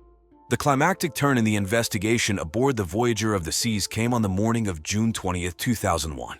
The skies above Galveston, Texas, were overcast, a somber reflection of the proceedings on the ship below. Bob Hackles, a 56-year-old insurance analyst and the man now known to have ended Ray Truscott's life, was taken into custody. The arrest, executed with precision by the FBI, was the culmination of days of meticulous investigation and evidence gathering. Hackles, who had maintained a veneer of composure throughout the interrogation process, met his fate with a quiet resignation. There was no dramatic outburst or plea for innocence. Instead, he seemed to have accepted the reality of his situation, perhaps aware that the weight of the evidence against him left little room for denial. The news of the arrest spread rapidly, with networks breaking into their regular programming to report the latest development. As Hackles was escorted off the ship in handcuffs, the passengers, who had been enjoying amenities like the ship's casino and Broadway-style shows, were now silent witnesses to the stark reality of justice being served. The atmosphere was charged with a mix of relief and morbid curiosity. Dinah Truscott and her children, who had boarded the cruise to celebrate a milestone anniversary, were left to grapple with a complex mix of emotions. The revelation of Ray's secret life and the identity of his killer had torn through their family, leaving them to face a future marred by tragedy and public scrutiny. The trial of Bob Hackles, set against the backdrop of a post-Y2K America grappling with the tremors of a shifting global landscape, commenced with the gravity befitting a case that had captured the nation's attention. The courtroom, often a stage for the dramas of human conflict, was packed with journalists, each racing to feed the public's appetite for updates, much like the frenzy surrounding the release of Apple's iPod later that year. A device that promised to revolutionize the way we consumed media. Prosecutor Angelo Argelia, a seasoned attorney with a reputation for his relentless pursuit of justice, presented a narrative of betrayal and jealousy that had culminated in the tragic death of Ray Truscott. He painted Hackles as a man whose facade of normalcy was shattered by the revelation of his secret relationship and the prospect of its end. The defense, led by the astute Janet Pringles, countered with an appeal to the jury's sense of compassion, framing Hackles' actions as those of a man driven to the brink by emotional turmoil, not unlike the characters in the popular primetime drama The Sopranos, which delved into the complexities of the human psyche. As the trial unfolded, the victim's family sat in the gallery, their presence a silent testament to their loss. The emotional toll on Dinah Truscott and her children was palpable, their grief compounded by the media circus that had descended upon their private tragedy. The verdict, when it came, was unanimous. Guilty. The sentencing followed, with Hackles receiving a punishment that some deemed harsh, others lenient, but all recognized as the irreversible conclusion to a series of irrevocable choices. The courtroom, which had been a crucible of tension, released a collective breath as justice was pronounced. The aftermath of the verdict rippled through the Truscott family and friends, their reactions a mosaic of relief, vindication, and unending sorrow. The case, which had unfolded alongside the country's preoccupation with events like the brewing storm over the Enron scandal, left an indelible mark on all who had been touched by it. In the wake of the trial that concluded with Bob Hackle's conviction, the individuals connected to the tragedy aboard the Voyager of the Seas began the arduous process of moving forward. The Truscott family, their private grief made public, sought solace in the routines of daily life. Dinah Truscott, once planning for an anniversary celebration, now faced the daunting task of rebuilding her family's world without Ray. The children grappled with the dual loss of their father and the family's untarnished image. Detective Corinne Henning and Detective George Gibbons, the law enforcement duo who had pieced together the case, continued their careers with the FBI, each carrying the weight of the Truscott case as a somber reminder of the complexities hidden within human relationships. The case had tested their resolve and proven their dedication to uncovering the truth. Carl Bauhines returned to his life in Largo, Florida, his brief and secret romance with Ray now a closed chapter, its details buried in court documents and news archives. He sought anonymity, a return to the quietude of his profession, away from the sensationalism that had briefly thrust him into the public eye. The world outside, meanwhile, carried on at its relentless pace. The stock market, which had been in a state of flux since the dot-com bubble burst, continued to ebb and flow, a reflection of the nation's economic uncertainties. Brands like Nokia and Motorola dominated the mobile phone market, their devices a ubiquitous presence in the hands of those eager to stay connected in an increasingly digital age. As the years passed, the memory of the case faded from the public consciousness, replaced by new headlines and scandals. Yet for those directly affected by the tragedy, the echoes of the past remained. They moved through their lives, each day a step further from the events on the ship, but forever aware of the indelible mark left by the case of Ray Truscott. As we close this chapter of True Crime Case Files, we're reminded of the unpredictable nature of the human heart. A voyage that began with celebration ended in tragedy, leaving us to ponder the line between love and obsession. Jenny Smith Brosley, a vibrant 32-year-old kindergarten teacher, resided in the peaceful city of Rochester, New York, during the fateful summer of 1993. She was known throughout the community for her cheerful disposition and unwavering kindness. Her dedication to educating young minds and spreading joy was unparalleled. Outside of the classroom, Jenny selflessly volunteered at the local animal shelter, showcasing her love for all creatures great and small. Her compassion and empathy extended to every living being she encountered. Jenny's friends adored her homemade cookies, which had become legendary for their deliciousness. They were often the highlight of community bake sales and gatherings. August of 1993 was a time of excitement and anticipation in Rochester. The city was buzzing with the upcoming Lilac Festival, an annual event that celebrated the blooming of the beautiful lilac flowers. Locals and tourists alike eagerly awaited the festivities, which promised a vibrant atmosphere filled with music, food, and art. Jenny, too, eagerly anticipated the festival.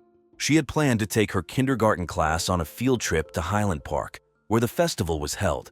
The children were excited to explore the colorful gardens and enjoy the various activities planned for them. Unfortunately, the joyous anticipation surrounding the Lilac Festival would soon be overshadowed by a devastating tragedy. On the morning of August 15th, Jenny Smith Brosley was found lifeless in her home, her vibrant spirit extinguished in a brutal act of violence. On a sweltering summer day in August 1993, tragedy befell the peaceful city of Rochester, New York. The community was left in shock and sorrow when the lifeless body of Jenny Smith Brosley, a beloved 32-year-old kindergarten teacher, was discovered in her own home. The discovery of Jenny's body was made by her sister, Sarah Canister, who had stopped by for a visit. Little did Sarah know that she would stumble upon a scene of unimaginable horror.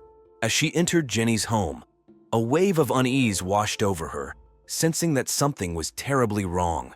The air inside the house was thick with an oppressive stillness, broken only by the distant hum of a fan struggling to combat the relentless heat.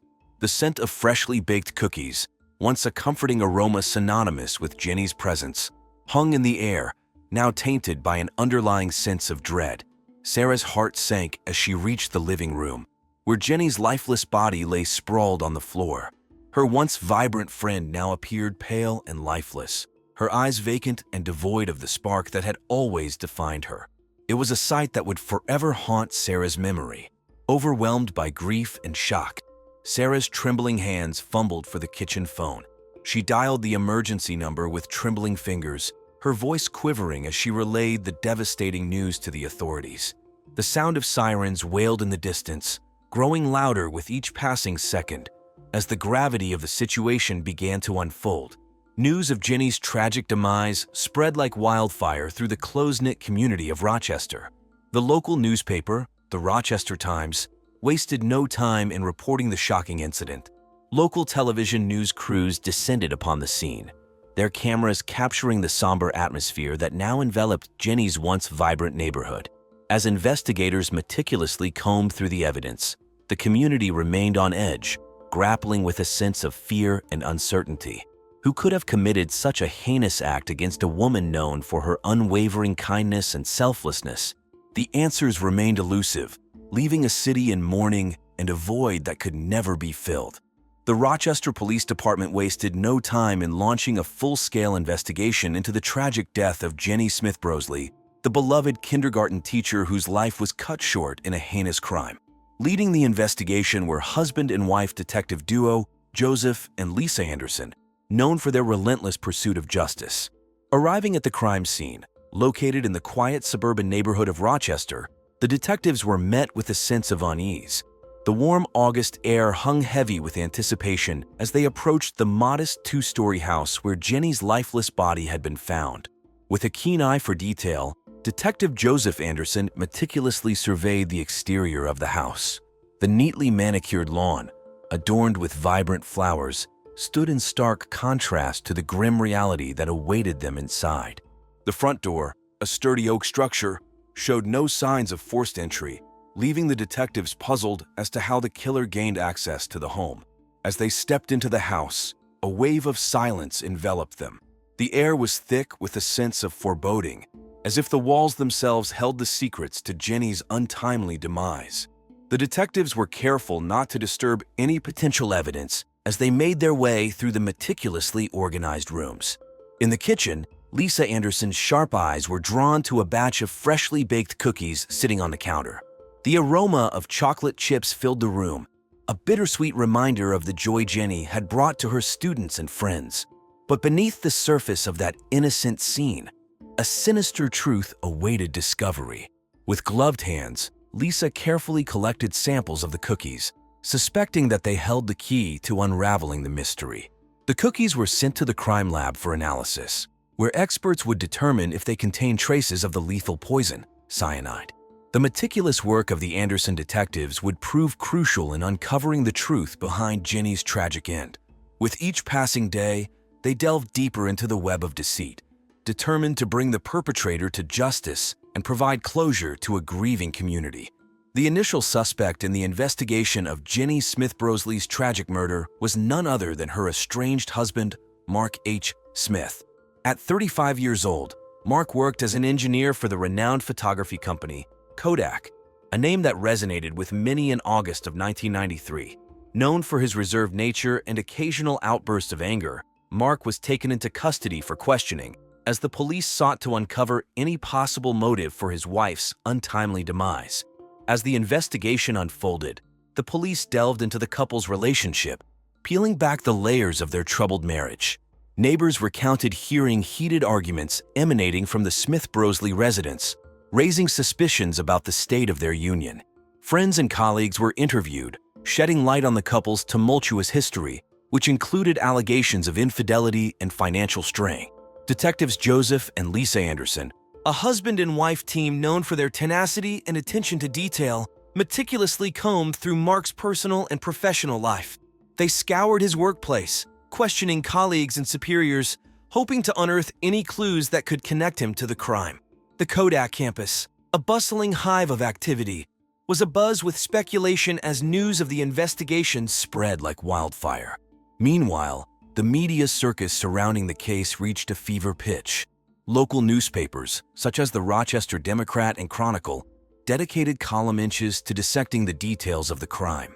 Television news stations like WHEC-TV, aired dramatic reenactments of the discovery of Jenny's lifeless body, captivating audiences across the city. The community was gripped by fear and intrigue as they anxiously awaited answers to the burning question: who could have committed such a heinous act? As the investigation into Mark H. Smith continued, the police meticulously examined his alibi for the day of the murder. They interviewed co-workers, cross-referenced time cards, and scrutinized surveillance footage from nearby establishments.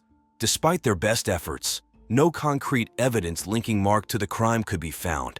His calm demeanor during questioning, although occasionally punctuated by moments of frustration, further muddled the waters of suspicion. With no smoking gun, the police were forced to widen their net and explore other leads. As the investigation took unexpected twists and turns, the truth seemed to slip further out of their grasp. The clock was ticking, and the pressure to solve the case intensified with each passing day. As the investigation into the tragic murder of Jenny Smith Brosley unfolded, the spotlight turned towards her younger sister, Sarah Canister. Sarah, a stay-at-home mom residing in the quiet city of Rochester, New York, found herself at the center of a web of suspicion. Behind Sarah's seemingly vivacious personality and quick wit, a darker side emerged. The investigators began to uncover a deep-seated jealousy that Sarah harbored towards her accomplished sister. Jenny's success as a beloved kindergarten teacher and her ability to effortlessly spread joy seemed to cast a shadow over Sarah's own life. Sarah's envy was not a well-kept secret among family and friends. She had often expressed her frustration at feeling overshadowed by Jenny's achievements. As the investigators delved deeper into Sarah's past, they discovered a pattern of attention-seeking behavior. Sarah had been known to orchestrate elaborate schemes to gain the recognition she so desperately craved. The police interrogated Sarah, carefully navigating the delicate balance between empathy and suspicion. They sought to unravel the tangled threads of her hidden motives. Sarah's charm and ability to manipulate others made the task all the more challenging.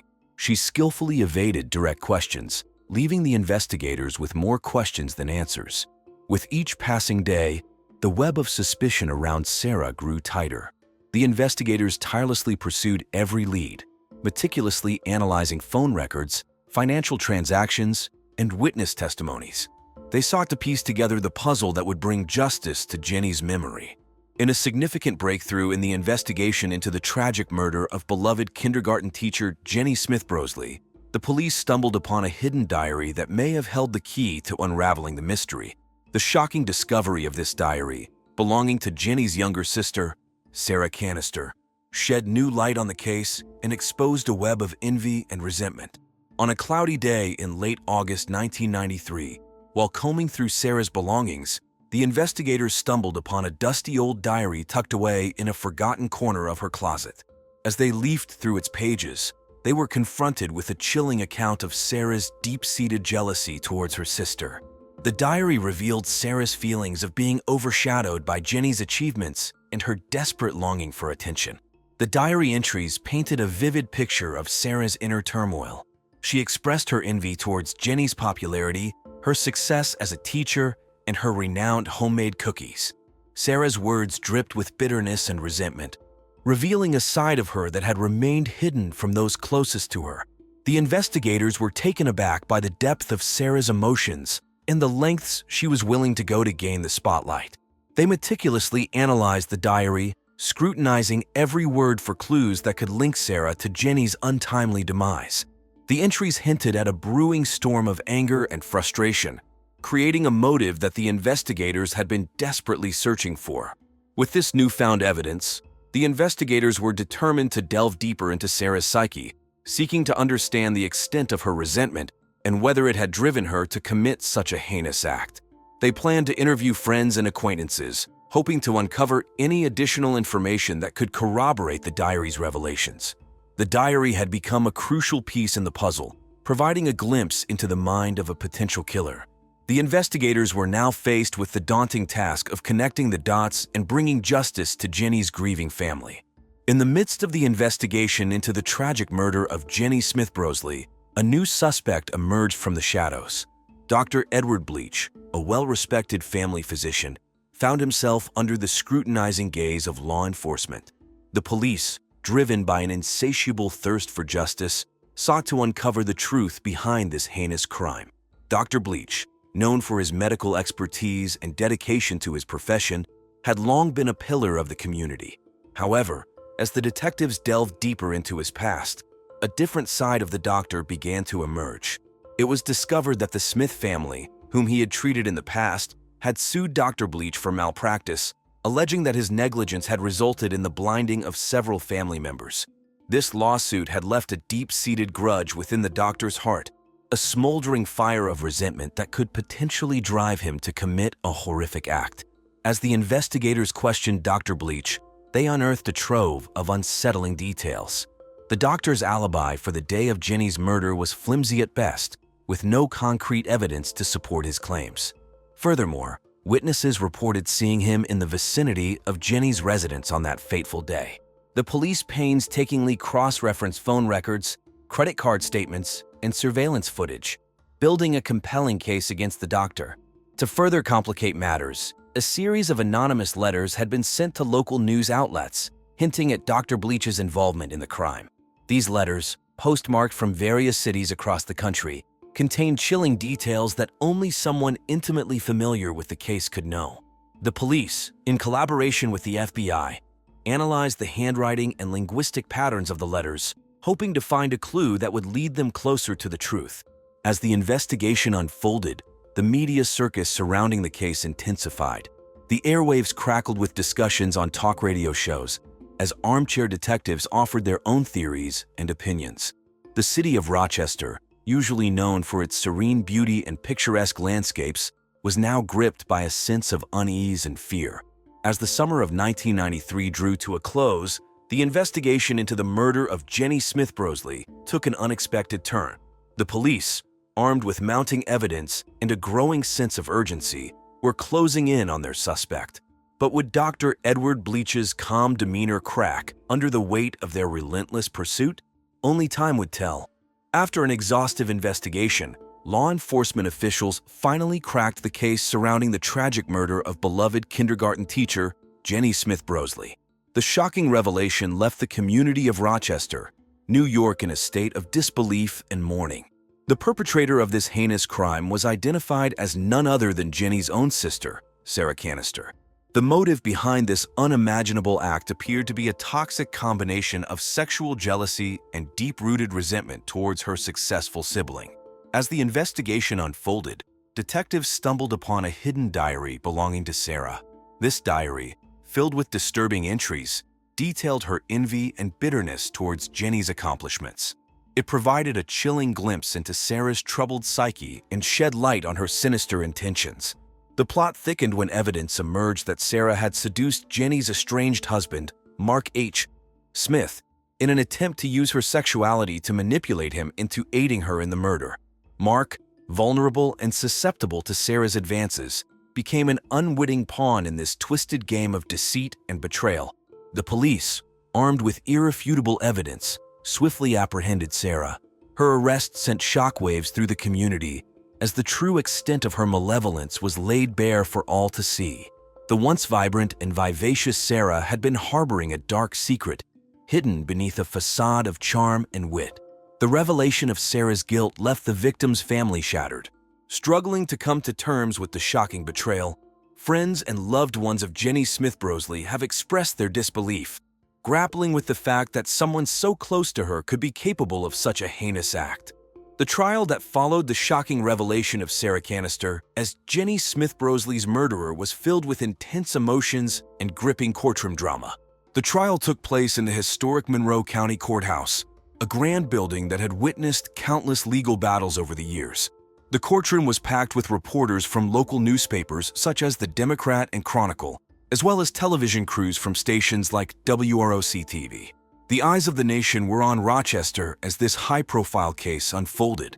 District Attorney Emily Sullivan, a seasoned prosecutor known for her tenacity's case, was built on a mountain of evidence, including the damning diary entries found in Sarah's possession.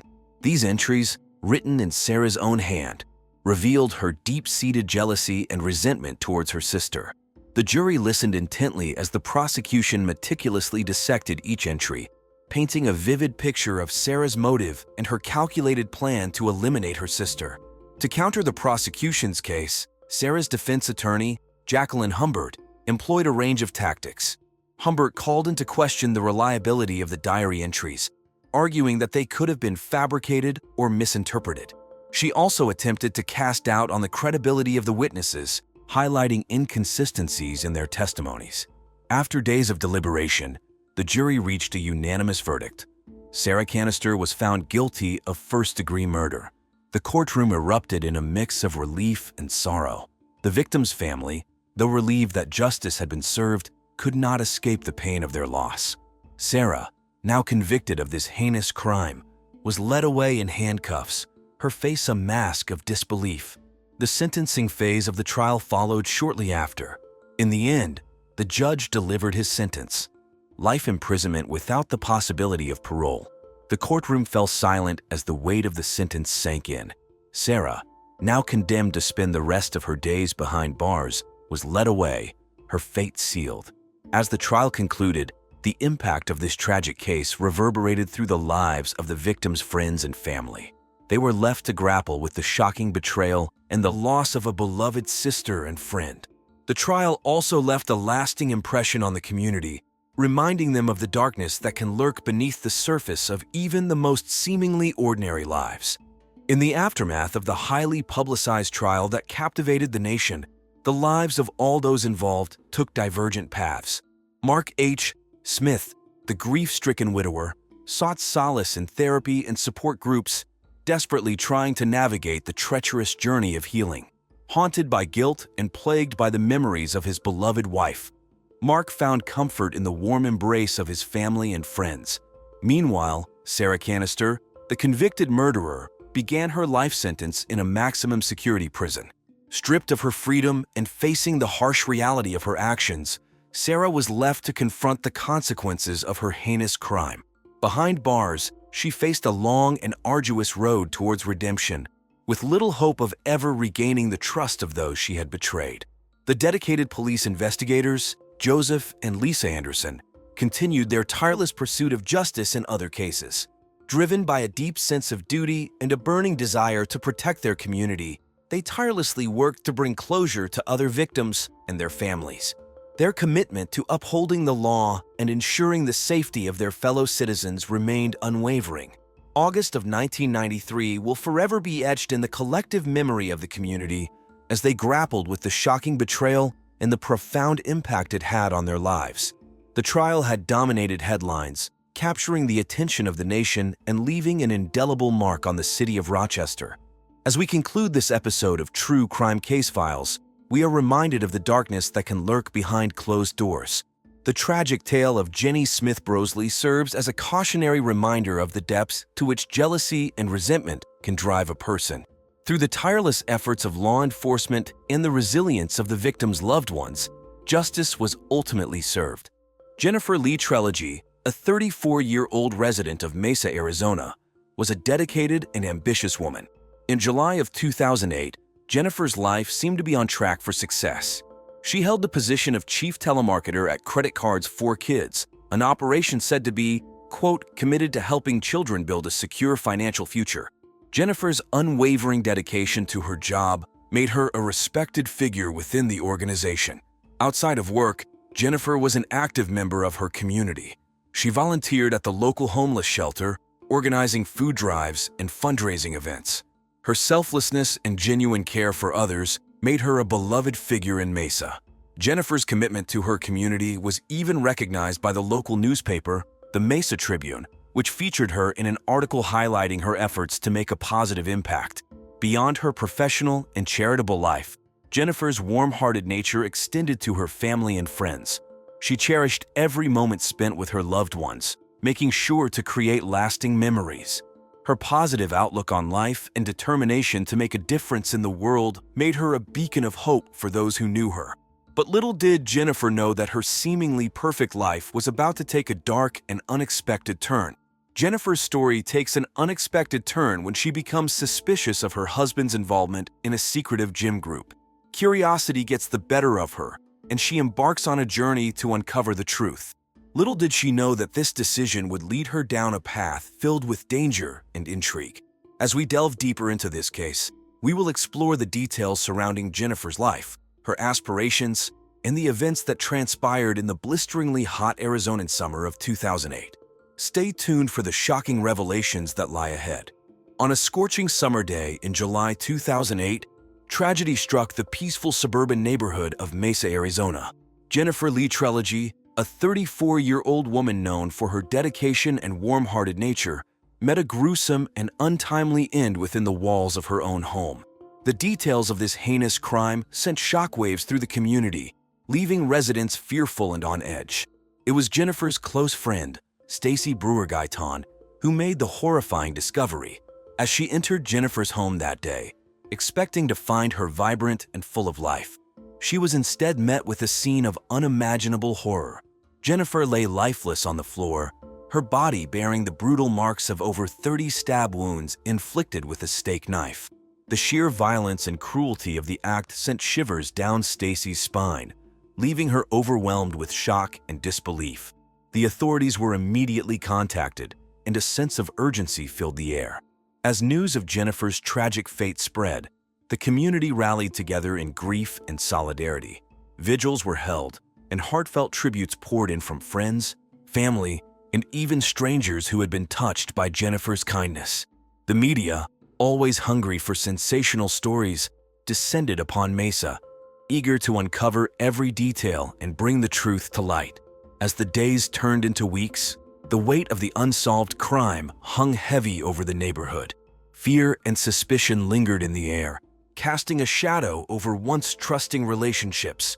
The community yearned for closure, for justice to be served, and for the memory of Jennifer Lee Trelegy to be honored. The authorities wasted no time in responding to the distressing call made by Stacy Brewer-Guyton that came in on that fateful July day in 2008. A team of dedicated police officers swiftly arrived at the scene, ready to unravel the mystery surrounding Jennifer Lee Trelegy's brutal murder. Led by Detective Oliver Sequan, a seasoned investigator with a reputation for his tenacity and attention to detail, the police meticulously combed through every inch of the crime scene. The once tranquil home in the suburban neighborhood of Mesa, Arizona, now bore the chilling marks of a heinous crime. As Detective Kwan surveyed the scene, his eyes were immediately drawn to the bloodstains that marred the once pristine surroundings. The crimson trails seemed to tell a haunting story of the violence that had unfolded within her house. The once pristine surroundings were now stained with Jennifer's blood, a grim reminder of the brutal act that had taken place. The murder weapon, a steak knife from the kitchen, lay discarded nearby, serving as a chilling testament to the violence inflicted upon her. Detective Thompson and his team employed a variety of tools and methods to gather evidence. They carefully collected fingerprints from various surfaces, dusted for DNA, and meticulously photographed the scene from every angle. The detectives also interviewed neighbors, hoping to gather any information that could lead them to the perpetrator. As the investigation progressed, the media began to take notice. Local news outlets, such as the Mesa Tribune and Channel 12 News, reported on the shocking murder that had rocked the community. The police delved into Jennifer's personal life, discovering that Jennifer had recently become suspicious of her husband's gym group, a tight-knit community known as Fit Life Warriors. The group, led by charismatic lifestyle guru Bert Hensley Brecht, had gained a reputation for their intense workouts and exclusive membership. As the summer of 2008 unfolded, the residents of Mesa anxiously awaited justice for Jennifer Lee Trelegy. The pressure mounted on the police from people from all walks of life to solve the crime and bring closure to Jennifer's grieving loved ones. Devin Trelegy, a 38-year-old man with a charming personality, found himself at the center of a chilling crime that left a quiet suburban neighborhood in Mesa, Arizona in shock. As the investigation into the murder of his wife, Jennifer Lee Trelegy, unfolded, a dark secret began to emerge, threatening to unravel the lives of those involved. The police, determined to uncover the truth, focused their attention on Devin as the prime suspect. With his charismatic demeanor and ability to charm those around him, he had managed to maintain a facade of love and affection. However, beneath this seemingly loving exterior, a sinister side lay hidden. During the intense interrogation, Devon's emotions fluctuated between anger and an unsettling calmness. The detectives, armed with their questions and a desire for justice, probed into his possible motives. They delved into his personal life, searching for any signs of discontent or animosity within the marriage. As the investigation progressed, the police pieced together the events leading up to that fateful day in July 2008. They discovered that Jennifer had recently uncovered a secret about her husband's gym group, a group that Devon was deeply involved in. Whispers of illegal activities and connections to organized crime began to circulate within the investigation. The authorities meticulously combed through the evidence, leaving no stone unturned. They analyzed phone records, financial transactions, and witness statements, hoping to find a solid link to the crime. The murder weapon, a steak knife from the kitchen, was carefully examined for fingerprints and DNA, providing crucial clues that would help unravel the truth. The weight of the investigation bore down on Devon, his every move scrutinized by both the police and the public. The once charming man now faced a storm of suspicion and doubt. Would the evidence be enough to bring justice for Jennifer's untimely demise? Stacy Burgaitan, a 36-year-old woman from Mesa, Arizona, found herself under the watchful eye of the authorities as a potential suspect in the tragic murder of her close friend, Jennifer Lee Trelegy. Stacy, known for her outgoing personality and love for adventure, was an avid gym-goer and enjoyed exploring the great outdoors of Arizona. In July of 2008, when the murder took place, Stacy's life took an unexpected turn as she became entangled in a web of suspicion and scrutiny. As a Jungian dream analyst, Stacy prided herself on her ability to interpret dreams and uncover hidden meanings. She often shared her insights with friends and clients, helping them navigate the complexities of their subconscious minds. She also relied heavily on her spirit animal, an ostrich named Angela Reese Crosswind. But behind her fanciful and carefree facade, jealousy brewed within her towards Jennifer, who seemed to have it all: a successful career, a loving husband, and a seemingly perfect life. The police interrogated Stacy relentlessly, leaving no stone unturned in their pursuit of the truth. They probed into her possible motives, scrutinizing her every word and reaction. The intensity of the investigation took a toll on Stacy, evoking a range of emotions from anger to a desperate calmness. During the interrogation, Stacy's mind raced with memories of her friendship with Jennifer. They had shared countless moments together, from their early morning workouts at the local gym to exploring the beautiful landscapes of Arizona.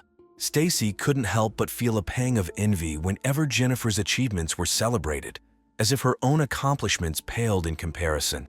Stacy's life was turned upside down as she became the subject of public scrutiny.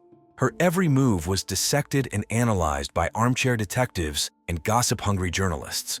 The weight of suspicion bore down on her, threatening to crush her spirit and tarnish her reputation. In a shocking turn of events, the investigation into the tragic murder of Jennifer Lee Trelegy took an unexpected twist. The once respected workplace of Jennifer, Credit Cards 4 Kids, was revealed to be a deceitful company operating as a pyramid scheme, preying on innocent and vulnerable children. This revelation added a new layer of intrigue and possible motive to the already twisted tale of murder and deceit. Credit Cards 4 Kids, a seemingly noble organization, purported to provide financial education for children. However, behind the facade of innocence, it was discovered that the company engaged in predatory practices, enticing children to obtain credit cards with exorbitant interest rates. These poor and vulnerable children were then subjected to relentless harassment as they struggled to pay off the staggering 45% interest rate imposed by the company. The revelation of this sinister scheme sent shockwaves through the community as parents and authorities grappled with the realization that such an exploitative operation had been operating right under their noses. The public demanded justice for the innocent victims ensnared in this web of deceit. As the investigation into Jennifer Lee Trelegy's murder deepened, detectives began to explore the possible connection between her untimely demise and the fraudulent activities of Credit Cards 4 Kids. The police meticulously examined financial records, seeking any potential links between Jennifer and the company's downfall. They interviewed former employees, desperate to uncover any clues that could shed light on the motive behind her brutal slaying. Investigators speculated that Jennifer, being a dedicated and ambitious woman, may have stumbled upon the dark secrets of credit cards for kids. Perhaps she had uncovered evidence of the company's illegal activities, putting her in grave danger. This theory raised questions about who stood to benefit from silencing her permanently. As the investigation continued, the police intensified their efforts to dismantle the fraudulent empire of credit cards for kids. They collaborated with federal agencies, including the Federal Trade Commission and the Consumer Financial Protection Bureau, to bring the perpetrators to justice and protect the innocent victims ensnared in this heartless scheme. As the investigation into Jennifer Lee Treleage's tragic murder unfolded, another key figure emerged: Martin O'Hurley, her closest friend and co-worker at Credit Cards for Kids. At just 24 years old, Martin was known for his quick thinking and unwavering loyalty towards Jennifer. However, beneath his friendly demeanor, a troubled past lurked, threatening to expose a side of him that no one could have anticipated. On the surface, Martin appeared to be an ordinary young man, dedicated to his work and always ready with a joke to lighten the mood. But as the police delved deeper into his life, they discovered a series of unsettling incidents that hinted at a darker side. Born and raised in Mesa, Arizona, Martin grew up in a modest neighborhood, surrounded by the desert landscape that defined the region. His childhood was marked by hardship, as his parents struggled to make ends meet. Despite the challenges, Martin excelled academically, earning a scholarship to attend Mesa High School. It was during his time at Mesa High that Martin's troubles began to surface. He fell in with a group of rebellious classmates, known locally as the Desert Punks. This tight-knit crew, notorious for their wild parties and reckless behavior, quickly became Martin's new social circle. Their influence led him down a path of minor criminal activity, including vandalism and petty theft. As the questioning intensified, it was revealed that Martin had been moonlighting as a prostitute, offering his services to male clients in the Mesa area. This revelation sent shockwaves through the investigation, painting a picture of a man leading a double life. One of Martin's frequent customers turned out to be none other than Devin Treleage, Jennifer's husband. The police were astounded by this connection, as it added another layer of complexity to the already twisted tale of murder and deceit. It raised questions about the dynamics between Martin, Jennifer, and Devin, and whether this illicit relationship played a role in Jennifer's untimely demise. The truth finally emerged, revealing Devin Treleage as the cold-blooded murderer. Devin, age 38, had been leading a double life, hiding his involvement with a secret gym group called Fit Life Warriors. This group, unbeknownst to the community, was exclusively for men and served as a male-only brothel/gay swingers club that would procure handsome male lovers for their members. This revelation shed new light on Devin's motive for the murder and exposed the dark underbelly of the seemingly idyllic suburban community in Mesa, Arizona. The police, through diligent investigation, pieced together the evidence that linked Devin to Fit Life Warriors. They uncovered explicit messages exchanged between Devin and other members of the group, revealing a web of deceit and betrayal. It became apparent that Devin's involvement with Fit Life Warriors had become a source of conflict within his marriage to Jennifer. The discovery of Devin's secret life and his connection to Fit Life Warriors sent shockwaves through the community. Residents were left questioning the true nature of the seemingly perfect lives that surrounded them. As the police delved deeper into the connection between Devin and Fit Life Warriors, they uncovered a network of notable individuals who were part of this secret club. Interviews with club members revealed a tight-knit sex community that operated under a code of secrecy. The police worked tirelessly to gather information from these individuals, hoping to unravel the full extent of Devin's involvement and the motive behind Jennifer's murder. The arrest of Devin Treleage sent shockwaves through the community as the reality of a heinous crime committed in their midst became all too real.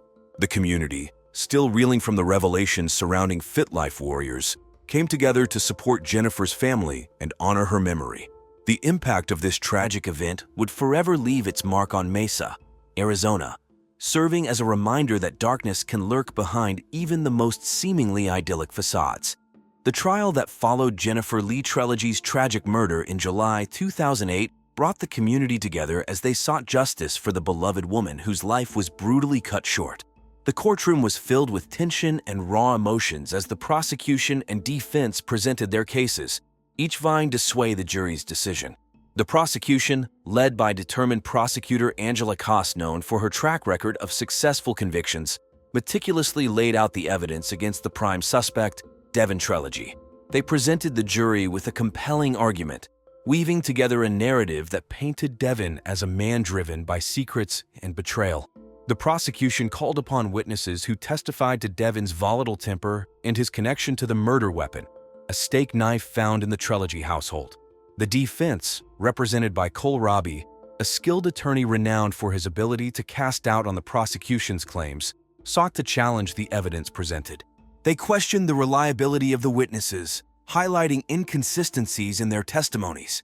The defense argued that there was no concrete proof linking Devin to the crime and urged the jury to consider alternative theories. Throughout the trial, Jennifer's grieving family sat in the courtroom, their eyes fixed on the proceedings. They clung to the hope that justice would be served for their beloved daughter, sister, and friend.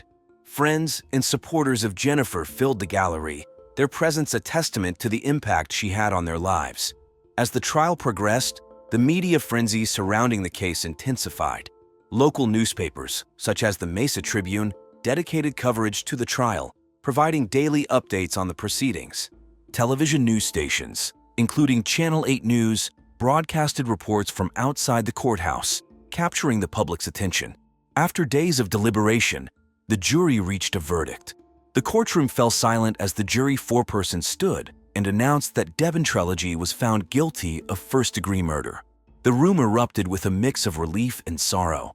As Jennifer's family and friends processed the weight of the decision, Devin was subsequently sentenced to life in prison without the possibility of parole. The sentencing brought a sense of closure for Jennifer's loved ones, knowing that the person responsible for her untimely death would be held accountable. The impact of the verdict reverberated through the community, forever altering the lives of those involved. Jennifer's memory lives on, not only in the hearts of her family and friends, but also in the collective consciousness of Mesa, Arizona. In the wake of the trial, the lives of those involved took a dramatic turn.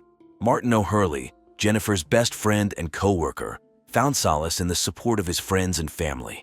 He enrolled in a local community college, determined to pursue a degree in criminal justice. Inspired by the tireless efforts of the detectives who worked on Jennifer's case, Martin aspired to become a detective himself one day. Stacy Brewer-Guyton, Jennifer's close friend, sought refuge in the healing power of nature. She embarked on a solo hiking trip through the picturesque landscapes of Sedona, Arizona. The breathtaking red rock formations and serene desert vistas provided solace and a sense of peace amidst the chaos that had enveloped her life.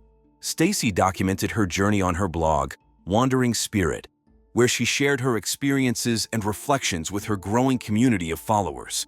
Devin Trelegy, the cold-blooded murderer, was sentenced to life in prison without the possibility of parole. The trial had exposed the dark underbelly of the seemingly idyllic suburban community, leaving a lasting impact on its residents. The media frenzy surrounding the case had subsided, but the scars remained. As time passed, the wounds began to heal, but the memory of Jennifer and the events surrounding her tragic death remained etched in the collective consciousness of the community.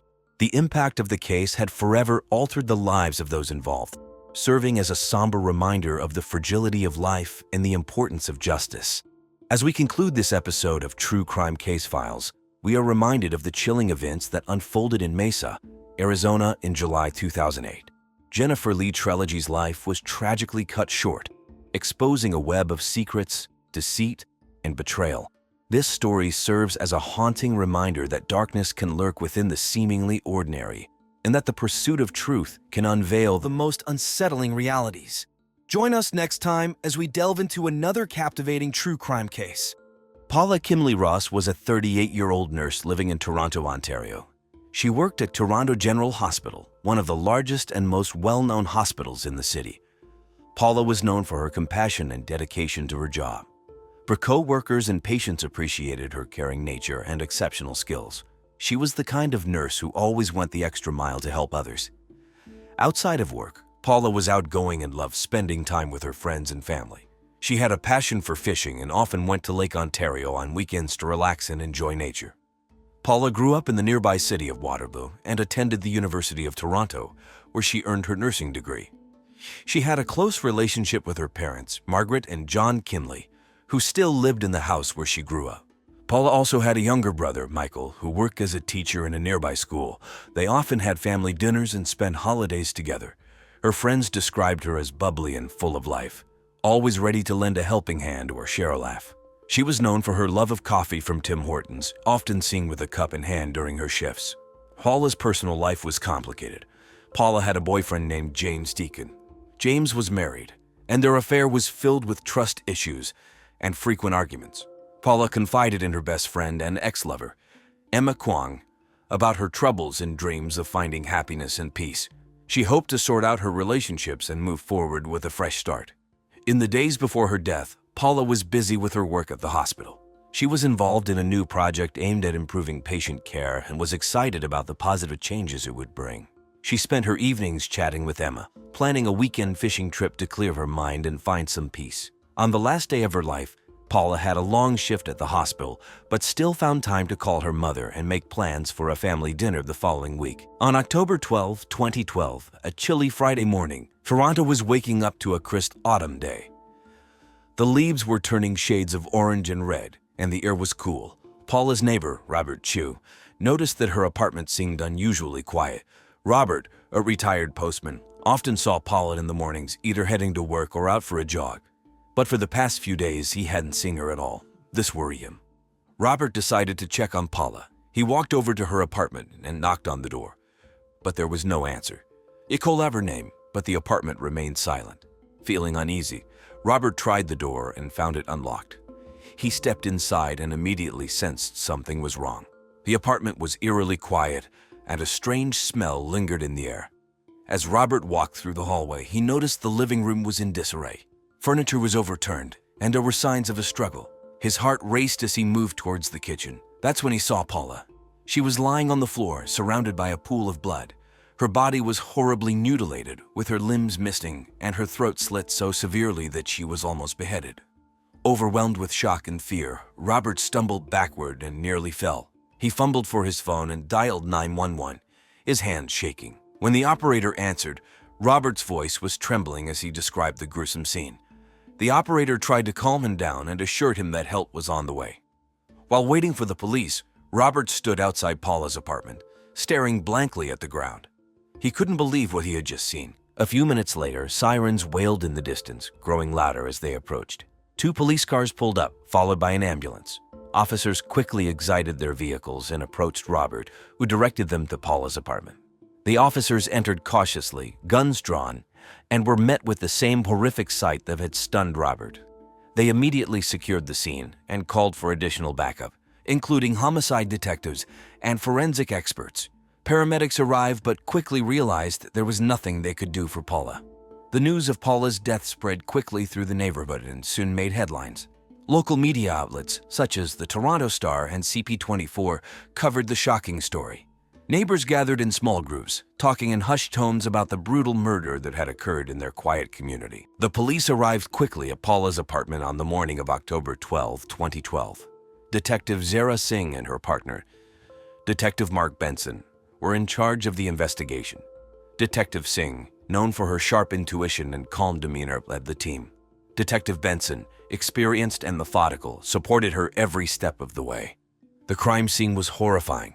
Paula's body was found in the kitchen, lying in a pool of blood. Her limbs were missing, and her throat was slit so deeply that she was almost beheaded.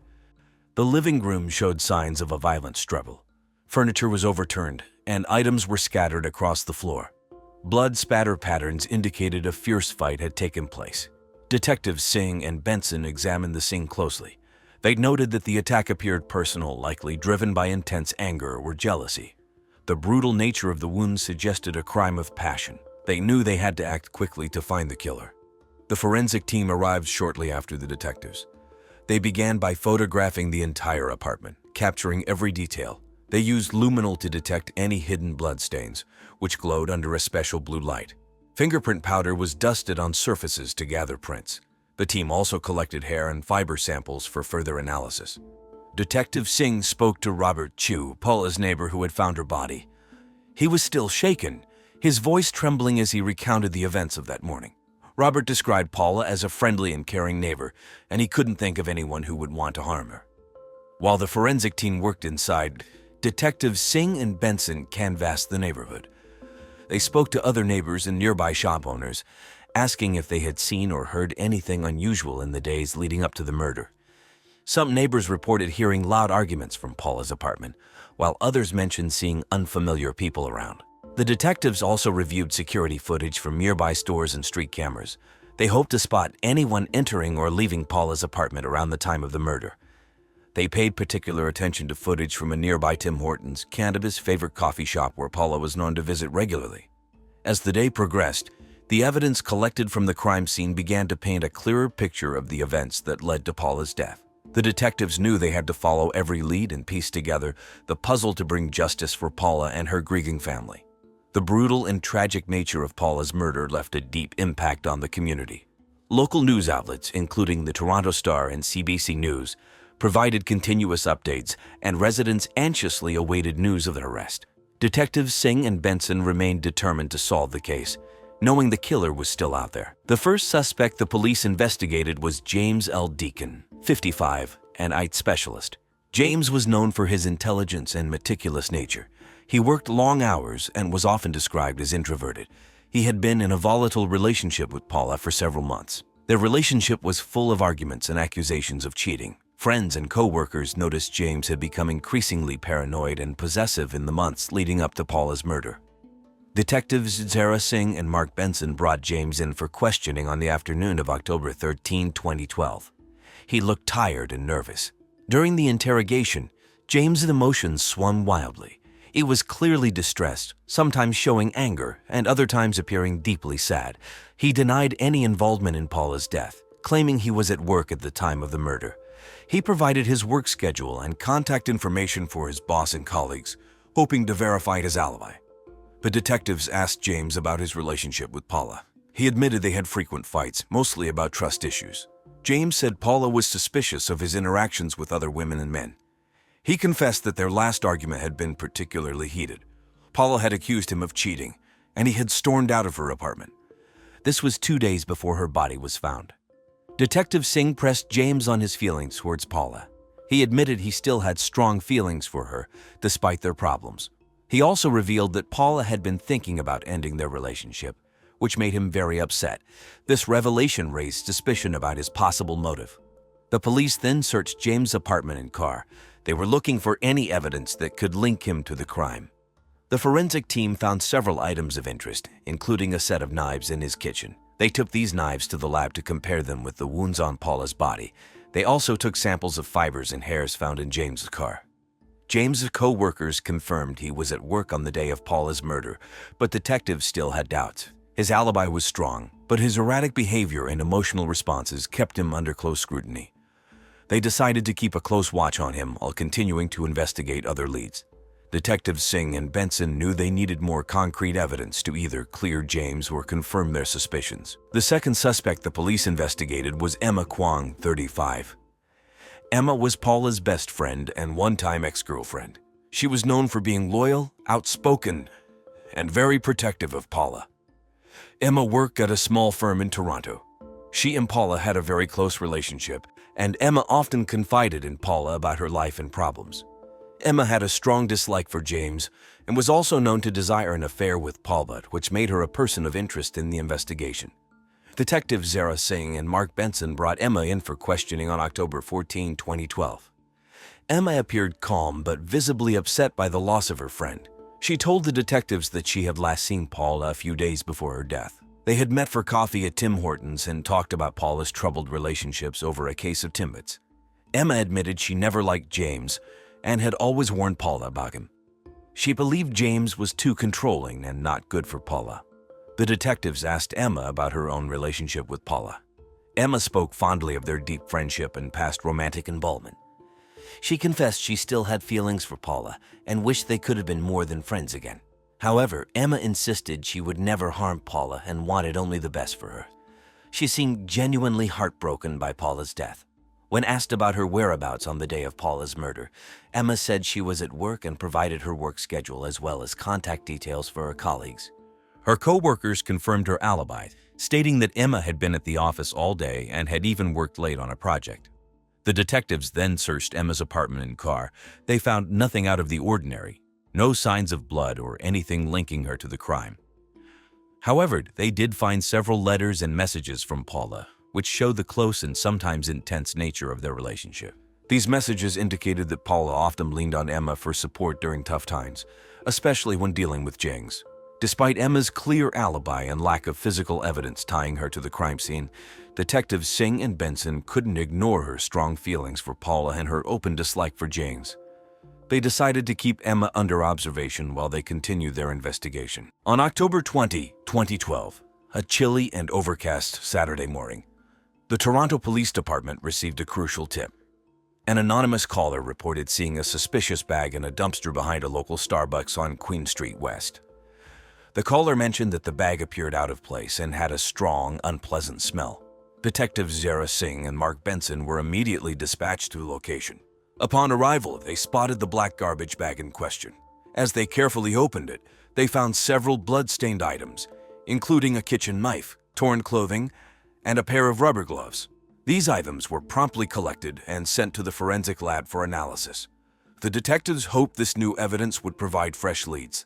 The forensic team, led by Dr. Karen Lee, worked quickly to process the items. The kitchen knife had traces of Paula's blood, and the gloves had fingerprints. They also found fibers on the torn clothing that matched those found in Paula's house. This new evidence was promising, but the detectives needed more to link it directly to the killer. While the forensic team analyzed the evidence, Detectives Singh and Benson revisited Paula's friends and family, asking if they recognized the items. No one could identify the clothing or gloves, but the knife seemed to match a set that Paula owned. This connection was crucial, as it indicated the items could have come from Paula's house. Dr. Lee soon reported that the fingerprints on the gloves matched those of Lorelei Duncan Deacon, James' wife. Lorelei had not been a primary suspect until this discovery. Lorelei, 52, was known for her cooking skills and often used similar knives in her kitchen. This new evidence placed her under the spotlight. Detectives Singh and Benson decided to bring Lorelei in for questioning. She appeared nervous but maintained her innocence, claiming she had no idea how her fingerprints could be on the gloves. Lorelei explained that she often used gloves while gardening and must have misplaced them. The detectives were skeptical but needed more proof. They obtained a warrant to search Lorelei's house. During the search, they found several more gloves that matched the pair in the dumpster. They also discovered a journal in which Lorelei detailed her growing suspicions about James' affair with Paula. The journal entries showed Lorelei's increasing anger and paranoia. With this new evidence, Detectives Singh and Benson felt they were getting closer to solving the case. The detectives knew they needed to proceed carefully to ensure they caught the right person. The next suspect the police investigated was David Larzuelo, 23. David was charming and charismatic, with a history of intense but short-lived relationships. He had briefly dated James about a year before Paula's murder. Although the affair had ended, David and James had stayed in contact. David was known for his unpredictable behavior and habitual pot smoking, which made the police consider him a potential threat. Detectives Zara Singh and Mark Benson brought David in for questioning on October 22, 2012. David appeared relaxed and nonchalant, but the detectives knew they needed to dig deeper. They began by asking him about his relationship with James. David admitted they had dated, but claimed they were now just friends. He said they had not seen each other in weeks and that he had no interest in rekindling their relationship. When asked about his whereabouts on the day of Paula's murder, David said he had been hanging out with friends at a local bar, the Drake Hotel on Queen Street West. He provided the names of his friends and mentioned they had spent the evening watching a hockey game on TV. The detectives followed up with his friends, who confirmed his alibi. They said David had been with them all night and had left the bar around midnight. Despite his solid alibi, the detectives decided to search David's apartment. They found nothing suspicious at first glance other than an unusual amount of drug paraphernalia. However, they did discover a notebook filled with angry and obsessive thoughts about James. The entry suggested David was still upset about their breakup and jealous of James' other relationships. This raised questions about David's potential motive. David's behavior during the interrogation was calm and almost too relaxed, which made the detectives wary. They decided to keep him under surveillance while continuing to gather evidence. They also checked his phone records and social media activity to see if there were any connections to Paula or other suspicious behavior. The community, closely following the investigation through local news outlets, was anxious for any new developments. The brutal nature of Paula's murder and the growing list of suspects kept everyone on edge. As the detectives continued their work, they knew they had to be thorough to bring justice to Paula and her family. The investigation into David provided more questions than answers, but it also helped the detectives understand the complex web of relationships surrounding Paula. With each new piece of evidence, they moved closer to finding the truth and solving the case that had gripped the entire city. On October 28, 2012, a cold and rainy Sunday afternoon, the Toronto Police Department made a breakthrough. Forensic analysis had finally provided the crucial link needed to solve Paula's murder. The fingerprints on the rubber gloves found in the dumpster behind Starbucks matched Lorelei Duncan Deacon, James's wife. Lorelei, 52, was known for her cooking skills and often used similar knives in her kitchen. The detectives had previously questioned her, but she had maintained her innocence. Now, with this new evidence, Detectives Zara Singh and Mark Benson knew they had to act quickly. Lorelei's motive was clear. She had discovered that her husband James had kindled his affair with Paula. Lorelei had warned James to end the relationship to save their marriage, but he had not listened. Her escalating paranoia and sense of betrayal drove her into a fit of rage. In her anger, Lorelei had decided to murder Paula in her home. The details were gruesome. Paula was found with multiple stab wounds, her limbs missing, and her throat slit so severely she was almost beheaded. Lorelei had even used meat from Paula's limbs to make a soup she called infidelity soup, which she then secretly served to her husband.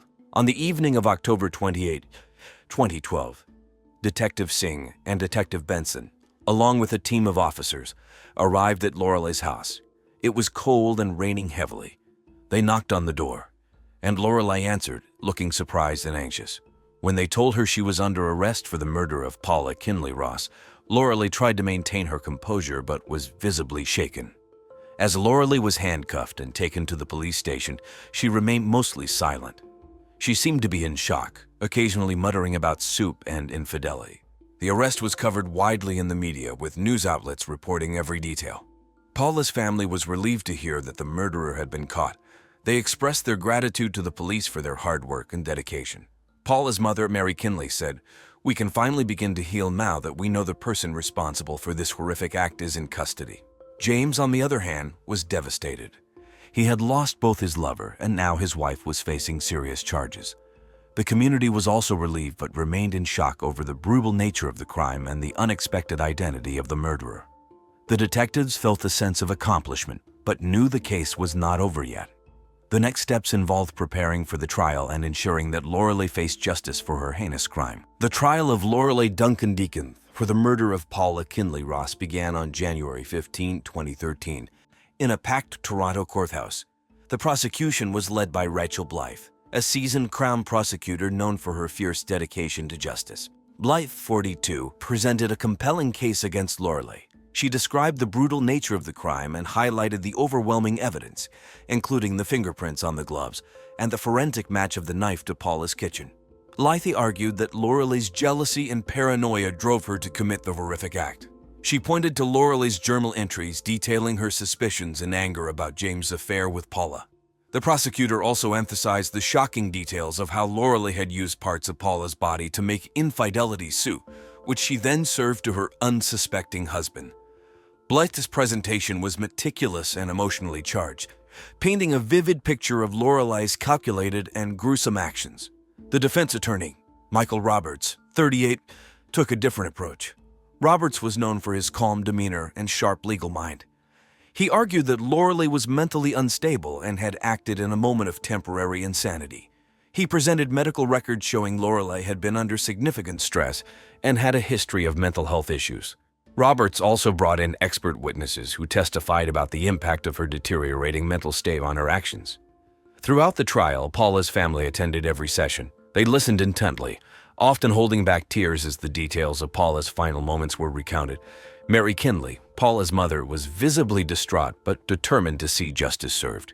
The emotional toll on the family was palpable, and the courtroom atmosphere was tense. On February 10, 2013, after several days of deliberation, the jury reached a verdict. Lorelei Duncan Deacon was found guilty of first-degree murder. The judge sentenced her to the maximum sentence, 25 years in prison with the possibility of parole in 15 years. As the verdict was read, Lorelei showed little emotion, staring blankly ahead. James, sitting in the back of the courtroom, broke down in tears, overwhelmed by the reality of his wife's fate and his own part in the tragic events. The trial's conclusion marked the end of a harrowing chapter for Paula's loved ones and the beginning of their long journey toward healing. After Lorelei Duncan Deacon's trial, life for everyone involved began to change. James Deacon, Lorelei's husband, faced the most dramatic changes. With his wife in prison, James was left to pick up the pieces of his life. He sought therapy to deal with the trauma and guilt of the affair that had set off the tragic chain of events. James also distanced himself from his old social circles, finding it difficult to face those who knew the full story. Detectives Zara Singh and Mark Benson returned to their regular duties, but felt the weight of the case long after it was closed. Their work had brought some justice to Paula's family, but the brutality of the crime left a lasting impact on them. They were praised by the Toronto Police Department for their dedication and perseverance, with local news outlets like the Toronto Star and CP24 highlighting their efforts in bringing Lorelei to justice. Emma Quam, Paula's best friend and one-time romantic partner, continued her work as a graphic designer but found it hard to focus. She attended counseling sessions to cope with the loss and betrayal she felt. Emma also became an advocate for domestic violence victims, speaking at events and sharing Paula's story in hopes of preventing similar tragedies. David Larzuelo, the young man previously investigated, was relieved to be cleared but haunted by his connection to the case. He moved to Vancouver, seeking a fresh start away from the painful memories in Toronto. David pursued a career in social work, inspired by Paula's compassion and dedication to helping others.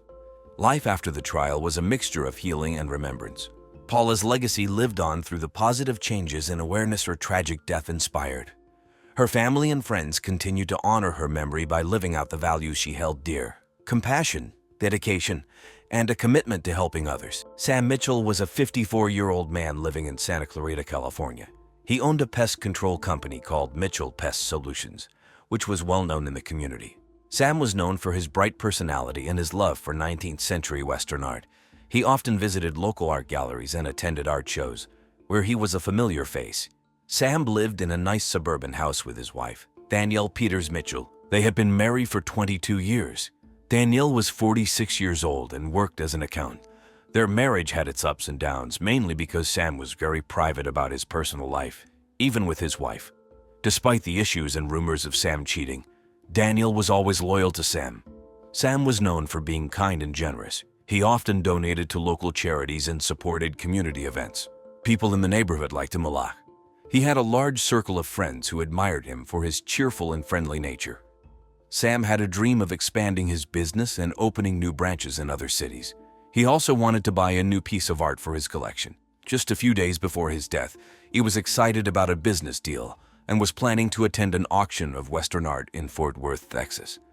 On October 10, 2021, Sam spent the day meeting with clients and planning his next business moves. That evening, he had dinner with his wife and their two college-age kids at a popular restaurant in Santa Clarita called the Old Spaghetti Factory. They talked about their future and their plans for the holidays. Sam seemed happy and was looking forward to the upcoming weeks. Sam Mitchell was a successful businessman, a loving husband and father, and a beloved member of his community. He had big dreams and a bright future ahead of him, which made his tragic death even more heartbreaking. On the morning of October 15, 2021, at around 8:00 a.m., Samuel Sam Mitchell's body was discovered by his longtime friend and business associate, Mark Stevenson. Mark had known Sam for over 10 years and often stopped by his house to discuss business matters. That morning, Mark was supposed to meet Sam to talk about a new pest control contract with a big client. Mark arrived at Sam's suburban house in Santa Clarita, which was located on Oakwood Avenue, a quiet street. When Sam did not answer the door, Mark found it strange. He knew Sam was always punctual and never missed a meeting. After knocking several times without any response, Mark decided to use the spare key Sam had given him for emergencies. As Mark entered the house, he immediately felt something was wrong. The house was unusually quiet. Mark called out Sam's name but got no reply. He walked into the living room, where he found a scene that would haunt him forever. Sam was lying on the floor in a pool of blood. There were clear signs of a violent struggle, with furniture overturned and blood splattered on the walls. Sam had multiple stab wounds, and it was clear he had fought hard before he died. Mark was in shock. His hands trembled as he pulled out his phone to call 911. The emergency operator answered, and Mark, struggling to keep his voice steady, explained what he had found. The operator instructed him to stay on the line and wait for the police and paramedics to arrive. Mark felt a mix of fear, sadness, and disbelief. He couldn't understand how something so horrible could happen to his friend. While waiting for the authorities, Mark tried to compose himself. He checked to see if there were any signs of life in Sam, but it was clear that he was gone. Mark sat on the couch, looking around the room and trying to make sense of the chaos. He noticed Sam's favorite painting on the wall, a piece of 19th century Western art, now stained with blood. The police and paramedics arrived within minutes. Mark met them at the door and led them to the living room. The paramedics confirmed that Sam was dead, and the police began securing the crime scene. Mark gave his statement to police. His detailed account would later be crucial in the investigation that followed. The police arrived at Sam Mitchell's house quickly after Mark Stevenson called 911 on the morning of October 15, 2021. Detective Tara Howard, known for her keen eye for detail, led the investigation. She was accompanied by her partner, Detective Mike Ramirez, who was also experienced in handling serious crimes. As they entered the suburban house on Oakwood Avenue, they were met with a gruesome scene. The living room was in disarray, with furniture overturned and blood splattered on the walls and floor. Sam's body lay in the middle of the room, surrounded by evidence of a violent struggle. The detectives knew they had a challenging case ahead. Detective Howard and Ramirez began by examining the crime scene. The first thing they noticed was the multiple stab wounds on Sam's body. It was clear he had fought hard for his life. Near the body, they found the murder weapon, a large kitchen knife covered in blood. They carefully collected it as evidence, making sure not to disturb any potential fingerprints. Forensic experts arrived shortly after to help with the investigation. They used advanced tools to gather fingerprints, blood samples, and other clues from the scene. They took photographs of the entire area, documenting the position of every piece of furniture and every blood stain. The team worked methodically, ensuring they did not miss any vital evidence. Detective Howard questioned Mark Stevenson, who had discovered the body. Mark described the scene he found and his actions afterward. His detailed account helped the detectives piece together the initial timeline of events. They learned that Sam had planned to meet Mark that morning, which made them wonder who else might have known about the meeting. The detectives then turned their attention to the rest of the house. They found no signs of forced entry, suggesting that Sam might have known his attacker. This information was crucial, as it narrowed down the list of potential suspects. They also found Sam's cell phone on the kitchen counter, which they took as evidence. They hoped it would provide clues about who Sam had been in contact with before his death. Outside the house, news vans from local TV stations like KTLA and ABC7 had started to gather. The shocking murder of a well-known local businessman was big news. Reporters tried to get statements from the police and neighbors, but Detective Howard declined to comment, saying the investigation was still in its early stages. By the end of the day, the detectives had collected a significant amount of evidence, but many questions remained. Who would want to kill Sam Mitchell, and why? The investigation was just beginning, and Detective Howard and her team knew they had a long road ahead. The first person the police investigated was Danielle Peters Mitchell, Sam's wife of 22 years. Danielle, who was 46 years old, worked as an accountant at a law firm in the San Fernando Valley. She was known for being meticulous and detail-oriented, traits that made her good at her job. Despite her calm exterior, Danielle was deeply affected by Sam's death. On the afternoon of October 16, 2021, Danielle was brought in for questioning. Detective Tara Howard led the interrogation. Danielle appeared composed but was clearly upset. She told the detectives that she and Sam had a complicated relationship. Though they had their differences, she loved him deeply. Danielle revealed that Sam had been involved in a secret relationship with a much younger man named Kevin Lawrence. This revelation shocked the detectives. Danielle explained that she had found out about the affair a few months earlier and that it had put a significant strain on their marriage.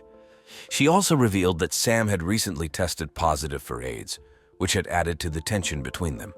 The detectives asked Danielle about her whereabouts on the night of the murder.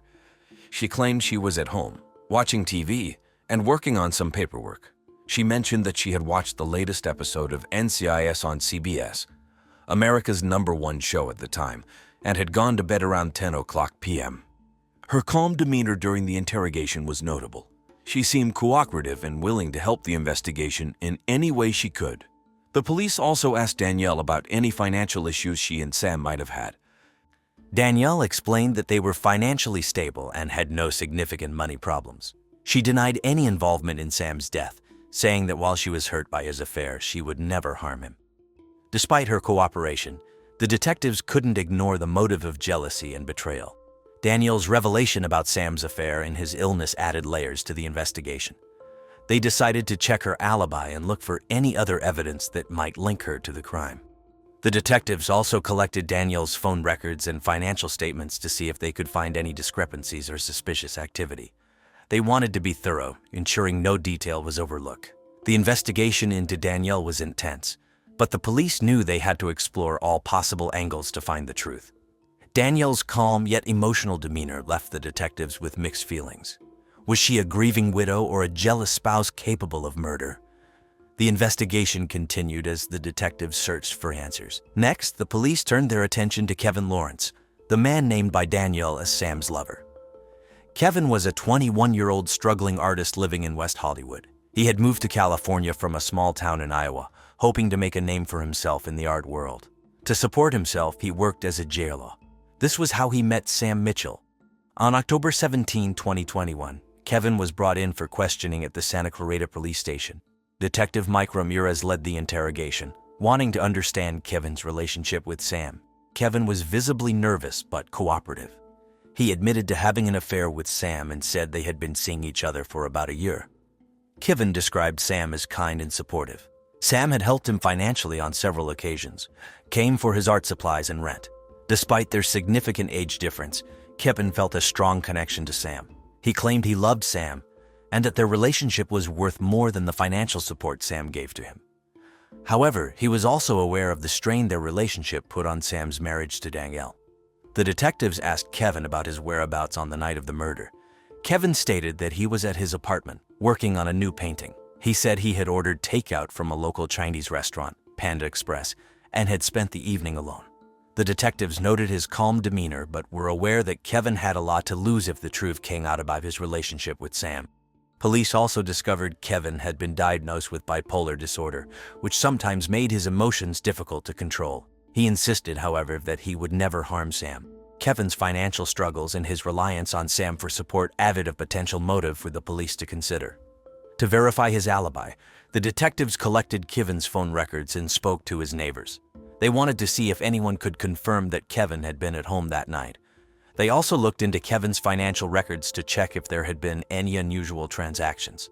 Despite Kevin's cooperation, the police couldn't ignore the possibility that he might have had a role in Sam's death. His relationship with Sam and his financial dependency on him made him a person of interest. The detectives continued to investigate, looking for any evidence that could either confirm or disprove Kevin's involvement. Kevin's turbulent emotional state made him a complex figure in the investigation. The detectives knew they needed to dig deeper to understand his role in Sam's life, and possibly in his death. The third suspect in the investigation was Rick Gallagher, a 45-year-old real estate developer. Rick was wealthy and ambitious, known for his ruthless business tactics. He had worked with Sam's pest control company on several projects, and their professional relationship had always been tense. However, there were rumors of a sexual connection between them as well. On October 18, 2021, the police brought Rick in for questioning. Detective Tara Howard took the lead. Rick was confident and composed, but there was a hint of nervousness in his eyes. He admitted that he and Sam had a complex relationship, both professionally and personally. Rick revealed that he and Sam had been lovers, something he had kept secret for fear of damaging his reputation. This was a shocking revelation for the detectives, adding another layer of intrigue to the case. Rick also disclosed that he had recently tested positive for AIDS, which he believed he had contracted from Sam. This news had devastated him, and he was struggling to come to terms with it. The detectives asked Rick about his whereabouts on the night of Sam's murder. Rick claimed he was at a business dinner at The Palm, a high-end steakhouse in the Brentwood area of Los Angeles. He provided the names of several colleagues who could confirm his alibi. The detectives made a note to follow up with these individuals. Rick's motive for the murder was clear. He was angry and felt betrayed by Sam. The detectives needed to determine if his anger had driven him to commit the crime. They checked Rick's financial records and phone logs, looking for any evidence of foul play. They also examined his interactions with Sam in the weeks leading up to the murder. Rick's behavior during the interrogation was mostly calm, but he became defensive when asked about his feelings toward Sam. He insisted that while he was hurt and angry, he would never resort to violence. He expressed his frustration over the situation and his desire to move on. The detectives left the interrogation room with more questions than answers. Rick's relationship with Sam and his recent diagnosis made him a prime suspect, but they needed solid evidence to link him to the crime. They decided to dig deeper into his background and his recent activities. Rick's ambitious nature and his feelings of betrayal made him a compelling figure in the investigation. The detectives knew they had to explore every angle to uncover the truth about Sam's murder. On October 20, 2021, a crucial piece of evidence emerged. It was a rainy Wednesday morning when the police received a call from a neighbor who lived a few houses down from Sam. The neighbor mentioned finding something suspicious in her backyard, a bloody shirt. Detectives Tara Howard and Mike Ramirez quickly arrived at Mrs. Green's house on Oakwood Avenue. They carefully collected the shirt, making sure to preserve any potential evidence. The shirt appeared to be a men's size, and the bloodstains suggested it had been worn during the murder. This new evidence was taken to the forensics lab for analysis. The detectives were eager to learn more about the shirt. They hoped it would contain DNA that could point them to the murderer. The forensics team worked swiftly, and within hours they had results. The blood on the shirt matched Sam Mitchell's blood type. More importantly, the DNA on the collar and sleeves provided a match to Danielle Peters Mitchell, Sam's wife. Detective Howard and Ramirez discussed the findings. The new evidence cast a dark shadow over Danielle's claims of innocence. The detectives decided to bring her in for another round of questioning. This time they had solid evidence linking her to the crime scene. On October 21, 2021, Danielle was brought back to the police station. She appeared anxious as she sat down in the interrogation room. Detective Howard presented the bloody shirt and the DNA evidence. Danielle's composure began to crack. She claimed she didn't know how her DNA ended up on the shirt and insisted she was being framed. The detectives pressed her for more details, asking about her actions on the night of the murder. Danielle's story started to change. She admitted that she and Sam had argued that night about his affair with Kevin Lawrence. She claimed that Sam became violent and she acted in self-defense. However, the detectives found holes in her story.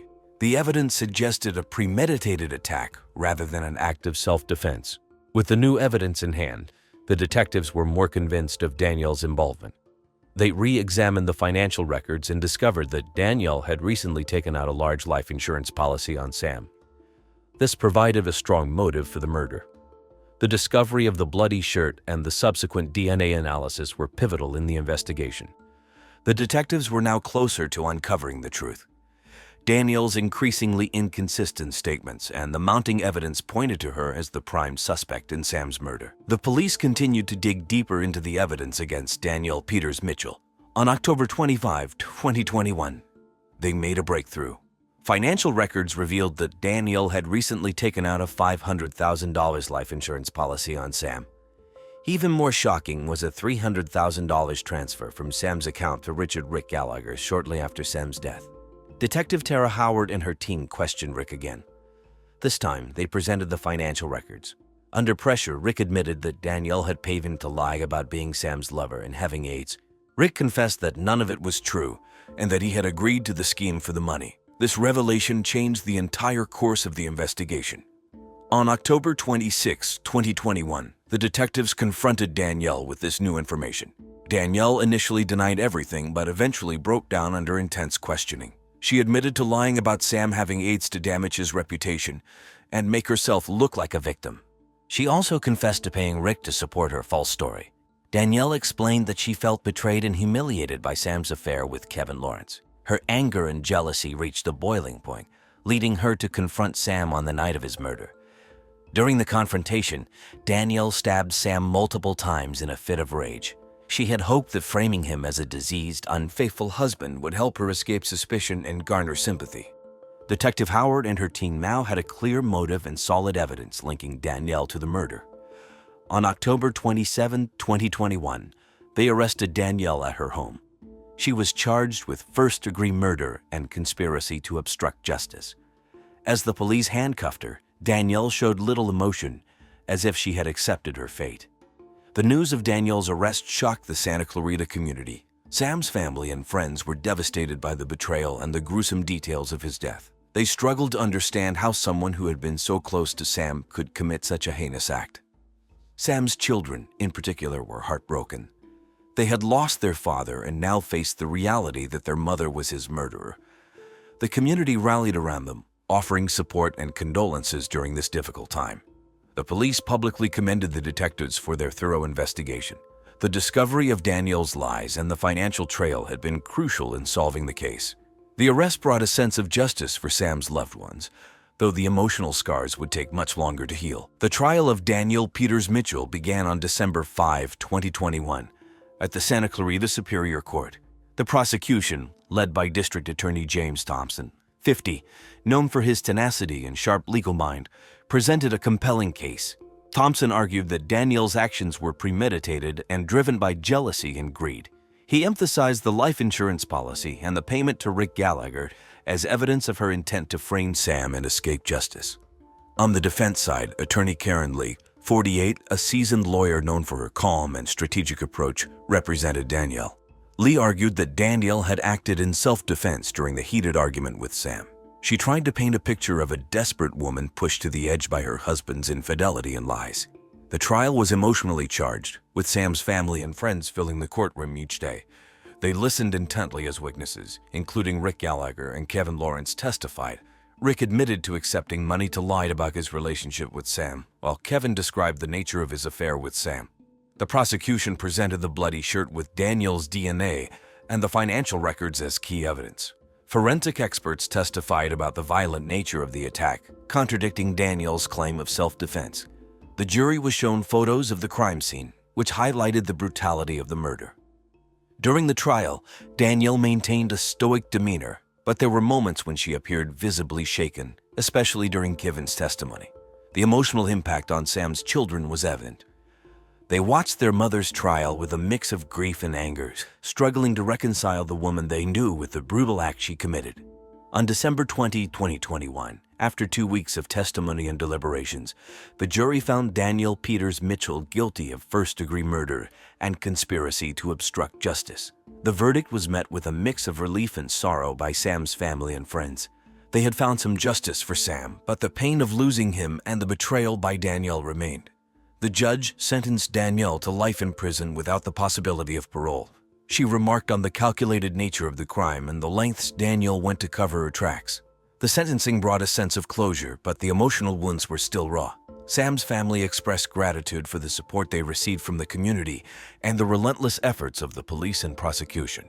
While justice was served, the scars of this tragic event would remain with them forever. After Danielle Peters Mitchell's sentencing, life slowly began to return to normal for those involved in Sam Mitchell's tragic murder case. For Sam's children, Emma and Jack, both in their early 20s, the road ahead was filled with challenges.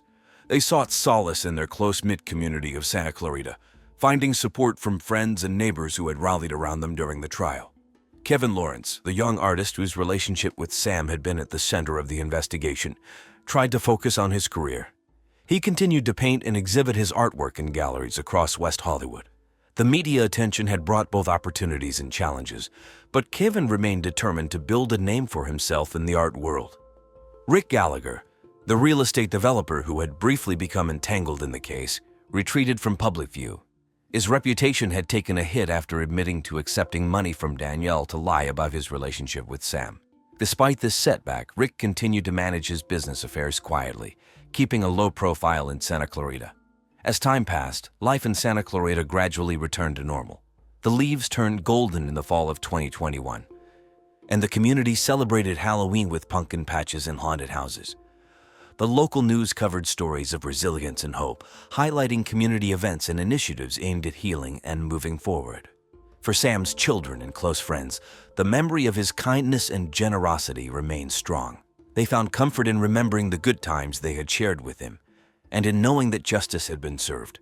While the scars of Sam's murder would never fully heal, the community's support and resilience offered a glimmer of hope for the future. This concludes today's episode of True Crime Case Files. The story of Samuel Sam Mitchell is a stark reminder of how secrets and hidden emotions can lead to devastating consequences. Carol McMillan was a 48-year-old with big dreams and a loving family in Shaker Heights, Ohio. She was well known in the community for her friendly nature and warm smile. Carol was the kind of person who would always stop to chat with neighbors and was happy to lend a hand when needed. She was active in the local community, often volunteering at church events and organizing neighborhood barbecues. Carol's friendly nature made her well-liked by everyone she met. Carol lived in a charming, two-story home on a tree-lined street in Shaker Heights, a suburb of Cleveland known for its beautiful architecture and strong sense of community. Shaker Heights is often described as having a boho chic vibe, with its famously liberal politics, mix of old and new homes, local coffee shops, and vibrant art scene.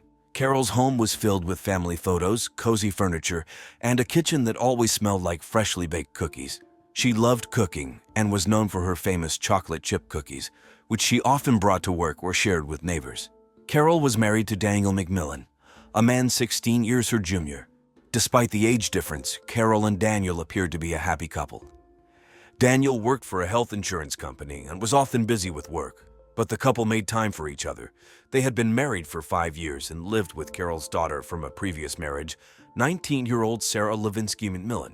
Sarah was a bright and ambitious college student studying pre-med and had dreams of becoming a doctor. Carol was proud of her daughter and supported her in every way she could. In the weeks leading up to her death, Carol was planning a family vacation to Orlando. She was excited about the trip and talked about it constantly. She had recently purchased a new suitcase and was filling it with summer clothes, sunscreen, and a new pair of sandals. Carol loved spending time with her family and couldn't wait for the getaway. But Carol's excitement would forever be cut short when, on the morning of April 17, 2019, she was found dead in her home. On the morning of April 17, 2019, Shaker Heights was just waking up. It was a cool, overcast day, typical of spring in Ohio. The neighborhood was quiet, with only a few early risers out walking their dogs or grabbing their morning coffee from Starbucks. Carol McMillan had always been an early bird, but that day something was wrong. At around 8:30 a.m., Sarah Levinsky McMillan, Carol's 19-year-old daughter, went downstairs to the kitchen. She found her mother lying on the floor, unresponsive. A can of Carol's favorite drink, and America's as well, Diet Pepsi, was spilled beside her, the sugary sweet liquid slowly seeping into the grate between the tiles. Panicked, Sarah screamed and immediately called 911, her hands shaking as she dialed. The dispatcher's voice tried to calm her down, but Sarah was too overwhelmed. She was crying and begging for someone to come quickly. When the paramedics arrived just minutes later, they found Sarah in shock, pacing back and forth in the living room. The house was eerily quiet except for the sound of the 911 call still echoing from Sarah's phone on the kitchen counter. The paramedics rushed to Carol's side, but it was too late. Carol was declared dead at the scene. Sarah couldn't believe what was happening. Just the day before, her mother had been excitedly talking about their upcoming vacation, picking out outfits and making plans. Now she was gone, and Sarah was left feeling lost and confused. As the paramedics worked, Sarah called her stepfather, Daniel McMillan, who was at work at the time. Daniel's reaction was hysterical. He immediately started wailing, almost screaming as Sarah sobbed into the phone. He told her he would leave work right away, but he sounded almost insane with grief. The Shaker Heights Police Department was quick to respond to the scene at the McMillan residence. Detective Laura Robacek, who had been with the department for over 15 years, led the investigation. Robacek was known for her sharp eye and methodical approach. She had a reputation for solving even the most challenging cases. When she arrived at the scene on the morning of April 17, 2019, she immediately sensed something was off. The McMillan home was a typical, well-kept suburban house, with a neat lawn and flower bed starting to bloom with the first signs of spring. Inside, the house was clean and organized. The only sign of anything out of the ordinary was the sight of Carol McMillan's lifeless body on the kitchen floor. Next to her was a spilled can of Diet Pepsi, America's nostalgic drink favorite, its silky brown contents pooling around her. Detective Robacek and her team began their work by securing the crime scene. Yellow tape was quickly put up around the perimeter of the house, and officers were stationed at the entrance to keep onlookers and neighbors at a distance. The investigators carefully examined the kitchen. There were no signs of forced entry, and nothing appeared to be out of place. Carol's purse was on the counter, untouched, and the back door was locked from the inside. Bettine noticed that the can of Diet Pepsi was still relatively full, with only a small amount spilled on before. This caught Robotchek's attention. She instructed the crime scene unit to collect the can as evidence, along with the remaining liquid. The team also took samples from the kitchen counter and floor to test for any unusual substances. They photographed the scene from every angle, documenting every detail.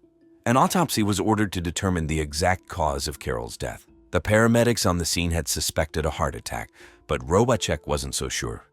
There was something about the way Carol was positioned, and the fact that she had been drinking her favorite soda, or pop as they call it in the Midwest, just moments before, that made Robotchek suspicious.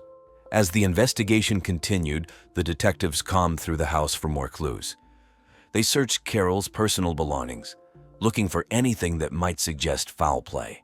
Her phone was also taken as evidence, with the intention of checking her recent calls and messages. Detective Robotchek knew this case would require careful examination.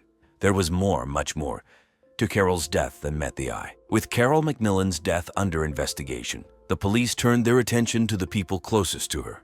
The first person they questioned was her husband, Daniel McMillan. At 32 years old, Daniel was much younger than Carol. He worked for a health insurance company in Cleveland and had a reputation for being handsome, charming, and successful. He seemed to have everything: a stable job, a nice home, and a wonderful family. But as detectives began to dig deeper, they uncovered a different side of Daniel. Daniel had met Carol 6 years earlier when he was working as a junior analyst at the insurance company. Carol, a widow at the time, had been charmed by his youthful energy and confidence. They married a year later, and Daniel became a stepfather to Carol's daughter, Sarah, then 13. On the surface, their marriage seemed solid, but friends noticed that Daniel had become more distant from Carol in the past year. He spent longer hours at work, often coming home late or claiming he had to travel for business. During his first interview with the police, Daniel appeared calm, even cold. He expressed shock over Carol's death, but his emotions seemed muted. He told Detective Laura Robotchek that he had been at work when it happened and had rushed home as soon as Sarah called him. When asked about his relationship with Carol, Daniel claimed that they had a good marriage, though he admitted they had grown apart over time. He insisted that he had nothing to do with her death and had no idea why anyone would want to harm her. However, as the interview continued, Detective Robotchek's suspicions grew. Daniel was too composed, too controlled. When asked about Carol's plans, Daniel was vague, saying he was a feminist and didn't like to keep track of his wife's day-to-day activities. He also couldn't recall the last time they had a meaningful conversation or had sex together as a couple. Robotchek found it odd that Daniel, who claimed to love his wife, seemed so disconnected from her life. The detectives also noticed inconsistencies in Daniel's statements. For instance, he mentioned that he knew about Carol's and America's favorite drink, Diet Pepsi, yet he couldn't explain why there was a half-empty can next to her body when she was found. He claimed Carol drank soda often but didn't seem to know much about her other habits or routines. As the police continued to question Daniel, they began to consider his potential motive. Could Daniel have wanted out of the marriage, or was there something else, something darker, driving him? The investigation into Daniel's life revealed that he had been keeping secrets. One of the most shocking was his sexual obsession with his stepdaughter, Sarah. This revelation gave the police a new angle to pursue. If Daniel was in love with Sarah, it could explain why he might want Carol out of the way. But proving that Daniel was involved in Carol's death would require much more evidence. Detective Robotchek knew they had to be thorough, carefully piecing together the puzzle that was starting to form. The next person the police investigated was Sarah Levinsky McMillan, Carol's 19-year-old daughter from a previous marriage. Sarah was a bright and driven young woman who was well on her way to becoming a doctor. She was a pre-med student at Case Western Reserve University in Cleveland, where she had earned a scholarship for her academic excellence. Sarah was known for her kindness and dedication to her studies, often volunteering at local hospitals and tutoring fellow underprivileged students, a common pastime in Shaker Heights in her free time. Sarah had always looked up to her mother, seeing Carol as a role model of strength and compassion. The two were incredibly close, often spending weekends together shopping, watching movies, or just talking about life snuggled in bed together. Carol had been Sarah's biggest supporter, especially after the death of Sarah's biological father when she was just a child. The loss had forged an incredibly strong bond between mother and daughter, making Carol's sudden death all the more devastating for Sarah. When the police first approached Sarah, she was visibly distraught. The grief of losing her mother was compounded by the shock of finding her dead corpse. Sarah told the detectives that she had been studying for an upcoming biology exam when she decided to take a break and grab a snack. She went to the kitchen and found her mother on the floor, unresponsive, with a can of Diet Pepsi nearby. In a panic, Sarah called 911, hoping against hope that it wasn't too late. During the interview, Sarah was cooperative but deeply emotional. She described her mother's recent mood as happy and content, with no signs of stress or unhappiness. Sarah couldn't think of anyone who would want to harm Carol, describing her mother as someone who was loved by everyone who knew her. The police asked Sarah about her relationship with Daniel, her stepfather, and Sarah spoke highly of him, saying that he was, quote, a hottie and that she saw him as a supportive father figure. She was completely unaware of his secret sexual obsession with her, a fact that made the police even more concerned and somewhat suspicious. As detectives delved deeper into Sarah's life, they found nothing to suggest she had any involvement in her mother's death. Her alibi checked out. Sarah had been in her room, engrossed in her studies, at the time of the murder. Her social media activity showed a typical college student's life, with posts about school, friends, liberal political causes, and upcoming exams. There were no signs of any secret relationships or troubling behavior. However, the police were still suspicious of the dynamics within the McMillan household. They wondered if Sarah could have been an unknowing pawn in Daniel's plan.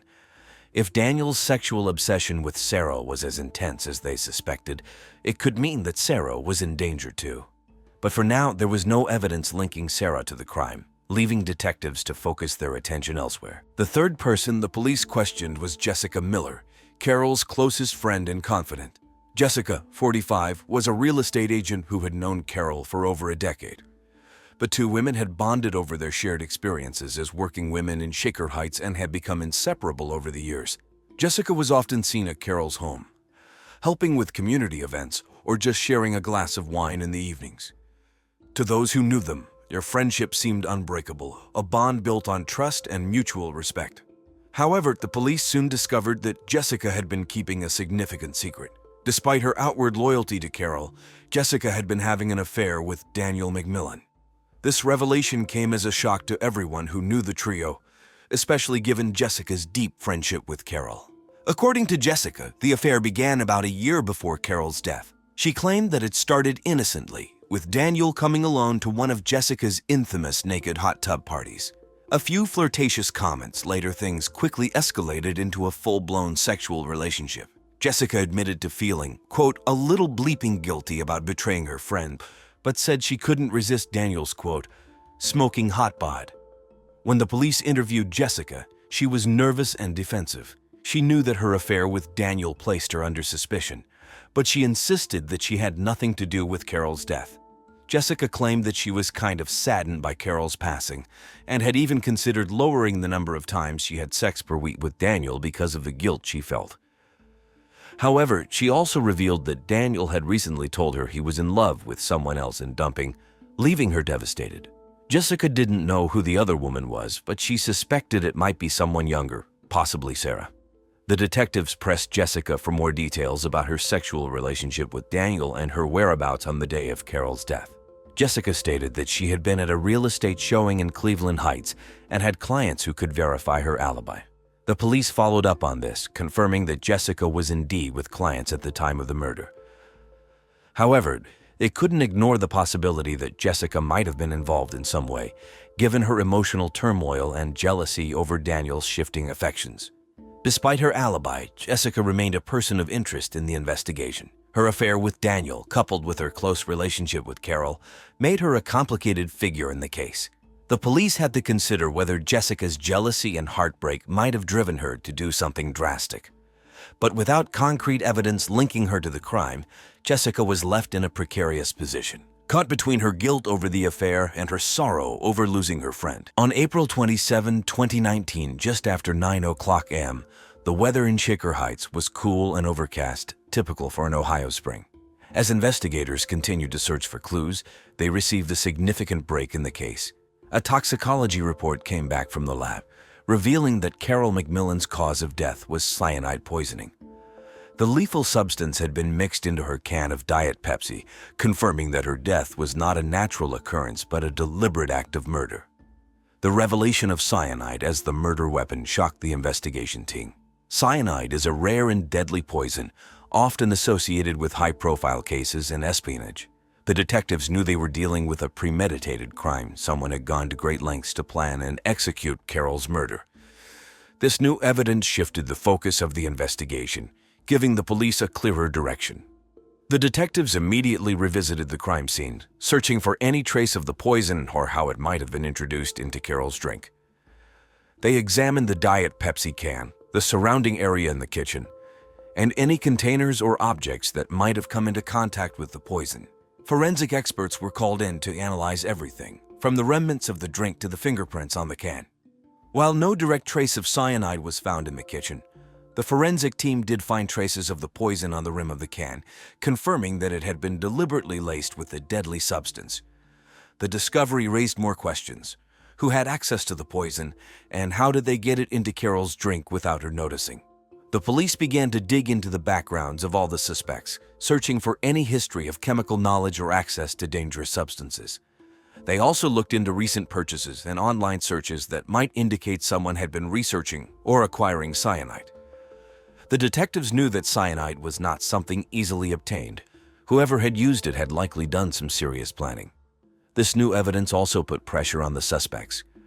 The police re-interviewed them, focusing on their knowledge of poisons and any suspicious behavior leading up to Carol's death. The detectives were determined to find out who had the means and motive to commit such a calculated crime. With the case now pointing definitively to murder, the investigation took on a new urgency as they closed in on the truth. On April 20, 2019, just before noon, the police made a breakthrough in the investigation that would lead them directly to the murderer. After carefully examining the evidence and re-interviewing the suspects, the detectives had begun to piece together a disturbing picture. All signs pointed to Daniel McMillan, Carol's husband, as the one responsible for her death. Daniel McMillan, 32, was a charming and successful man who worked at a health insurance company. Outwardly, he appeared to have it all: a stable job, a beautiful wife, and a picture-perfect life in the progressive utopia of Shaker Heights. However, beneath the surface, Daniel was a man driven by dark and twisted sexual desires. He had become obsessed sexually with Carol's daughter and his stepdaughter, Sarah Levinsky McMillan, from her previous marriage. Daniel had secretly harbored sexual feelings for Sarah, who was only 19 and completely unaware of his intentions. As his obsession grew, Daniel became increasingly distant from Carol, seeing her as an obstacle to his disturbing fantasy of starting a new life with Sarah as his bride. Detectives uncovered key evidence that tied Daniel to the crime.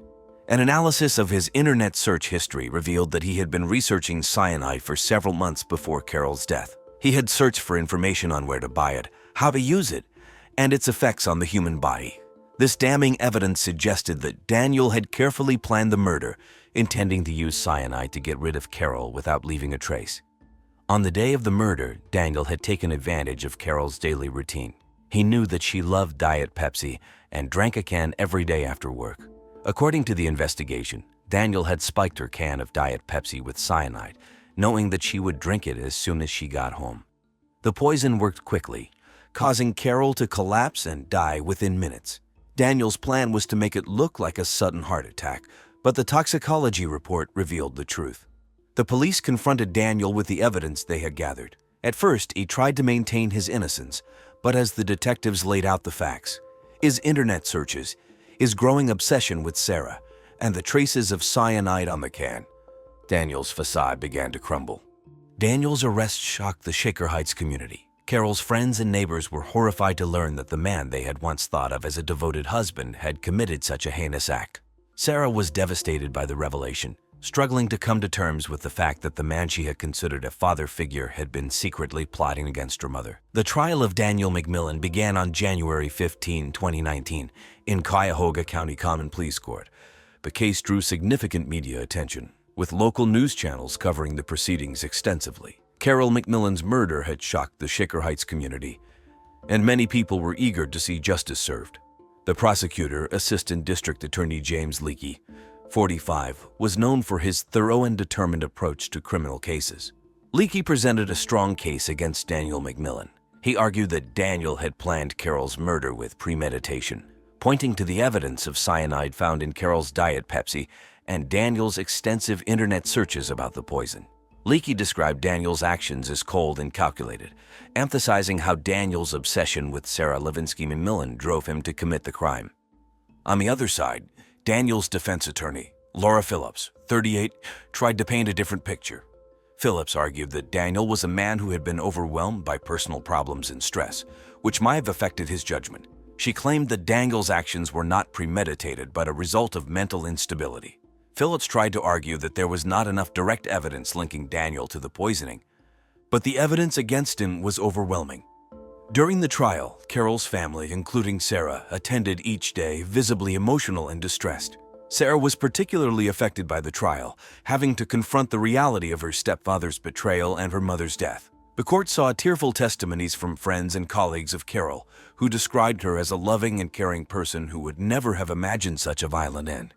After several days of testimony and evidence presentation, the jury deliberated and returned a verdict on January 22, 2019. Daniel McMillan was found guilty of first-degree murder. The judge sentenced Daniel to life in prison without the possibility of parole. The sentence was met with a mix of relief and sorrow by Carol's family and friends. They felt that while justice had been served, the pain of losing Carol and the betrayal by Daniel would linger. The verdict brought a sense of closure to the case, but it left a lasting impact on those involved.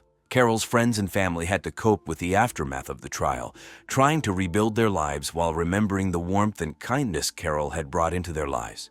The trial was a stark reminder of the darkness that can lurk behind even the most seemingly perfect facades. After Daniel McMillan's trial and sentencing, life in Shaker Heights began to return to normal. But the impact of the case was still deeply felt by those involved. The McMillan family was forever changed, and the community was left grappling with the aftermath of the crime. Daniel McMillan was transferred to the Ohio Department of Rehabilitation and Correction, where he began serving his life sentence. His trial had been highly publicized, and he became a known figure in the prison system. His imprisonment was a stark contrast to the life of luxury he had once enjoyed. The media coverage of his case continued for some time, with many local news outlets reporting on his adjustment to prison life and his interactions with other inmates.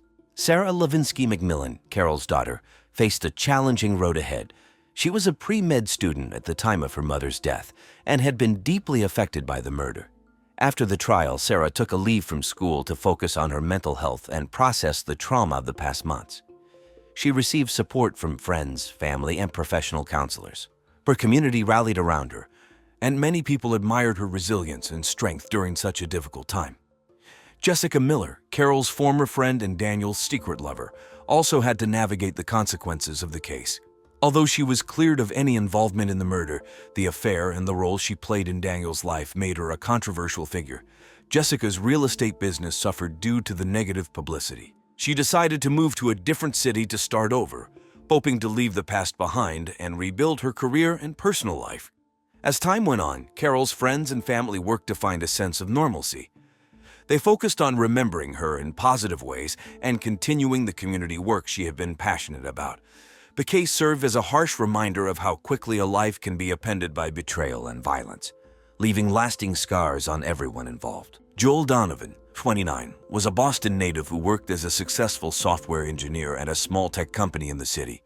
He grew up in a lower middle-class family and had always been known for his intelligence and problem-solving skills. After attending Northeastern University, where he earned a degree in computer science and a reputation as a prodigy, Joel quickly found success in his career. His laid-back personality, dry sense of humor, and sharp mind made him well-liked by his friends and colleagues. In his personal life, Joel was deeply in love with his fiancée, Rebecca Abernathy, 27. The two had met through mutual friends in Boston, and their relationship had grown quickly. Friends described Joel as being smitten with Rebecca, who was outgoing and full of energy, a stark contrast to his more reserved nature. Despite their differences, they seemed to complement each other well. Rebecca had also developed a close friendship with Joel's mother, Patricia Donovan. The two went and bonded over their shared interest and spent a lot of time together. Joel's love for Rebecca was evident to everyone around him, and he believed they were a perfect match. They had planned a beautiful wedding to take place at a ranch near Marana, Arizona, in late February 2020, choosing the venue for its scenic views and rustic charm. However, in the weeks leading up to the wedding, Joel began to notice Rebecca's odd behavior. She seemed distant and distracted, often disappearing for hours at a time without explanation. This led to growing suspicion in Joel's mind. Still, he tried to push these thoughts aside, hoping that it was just pre-wedding stress. The day before the wedding, Joel spent time with his best man and close friend, Patrick Walsh, and they talked about their futures. Joel shared how excited he was to marry Rebecca and to start the next chapter of his life. He had plans to move to a bigger house and maybe even start a family soon. But those dreams were cut tragically short just one day later. On the afternoon of February 22, 2020, what was supposed to be a joyful wedding day took a horrific turn.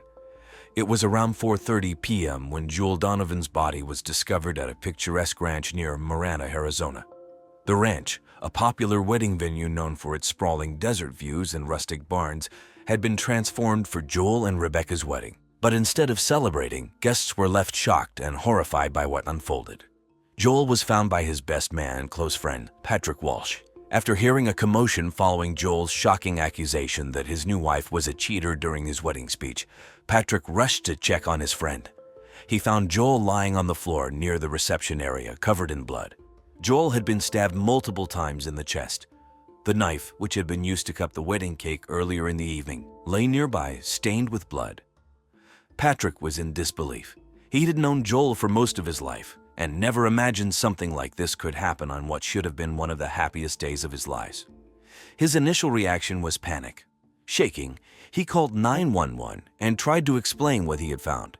His voice was shaky as he told the dispatcher that Joel had been stabbed and was unresponsive. Several wedding guests had also seen the aftermath and were screaming in terror, adding to the chaos.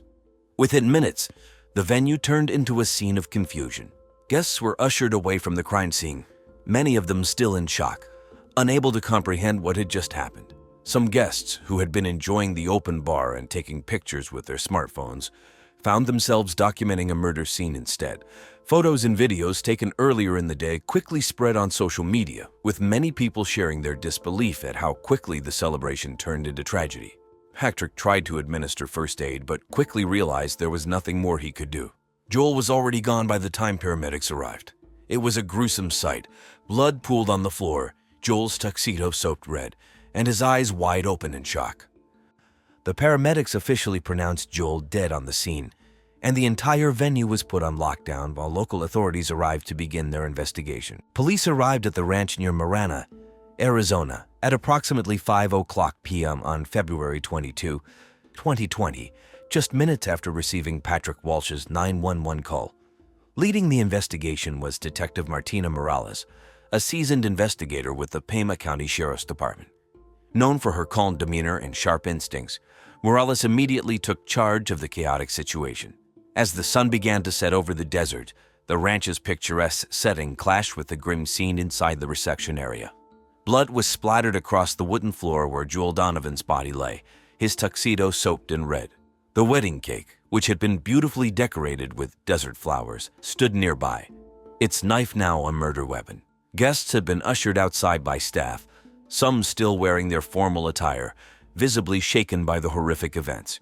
Detective Morales and her team immediately began surveying the area, carefully marking off sections of the reception hall with yellow crime scene tape. They started by photographing the scene and collecting potential evidence. The murder weapon, the cake knife, was the first piece of evidence collected. Morales noted that it appeared to have been wiped hastily, likely in a panic by the attacker, but blood traces were still clearly visible on the blade. Joel had been stabbed multiple times in the chest, each wound deep and precise. Based on the angle of the stab wounds, the detectives believed the attacker had been standing close to him, possibly face to face. Blood spatter analysis was done to determine the sequence of events, with experts using luminol spray to check for any hidden bloodstains that might have been missed by the naked eye. Morales quickly interviewed the guests, many of whom were still in shock, their wedding clothes rumpled and their faces pale. Everyone described hearing Joel's shocking accusation during his wedding speech. "My wife is a cheater," followed by a loud commotion. Some guests reported seeing a masked intruder rushing through the crowd moments after Joel collapsed. However, no one could give a clear description of the attacker. Security footage from the venue was immediately retrieved, and officers began reviewing it on site. Morales hoped that it would reveal more about the mysterious masked intruder, but the video quality was poor, making it difficult to identify anyone clearly. With the scene secured and evidence collected, Morales knew this would be a long and complex case. The investigation was just beginning. The first suspect the police turned their attention to was Rebecca Abernethy Donovan, the 27-year-old bride and Joel Donovan's new wife. In the hours following the murder, Rebecca was taken to the Pima County Sheriff's Office for questioning. Still wearing her white wedding dress, now stained with blood, Rebecca appeared dazed and in shock. She was a marketing executive from Boston, known for her outgoing personality and her tendency to enjoy the spotlight, a sharp contrast to her husband's more reserved nature. Detective Morales led the interrogation. Her goal was to determine whether Rebecca had any involvement in Joel's murder. From the start, Rebecca was emotional, her voice trembling as she recounted the events of the day. She described her marriage to Joel as mostly happy, though she admitted they had experienced difficulties leading up to the wedding, she said tearfully. Rebecca's emotions fluctuated wildly during the interview, swinging between sobbing and stunned silence. When Morales brought up Joel's shocking accusation, his claim that Rebecca had been unfaithful, Rebecca's face went pale. She initially denied everything, claiming she had no idea what Joel was talking about. However, the police were already aware of Joel's suspicions about Rebecca's affair.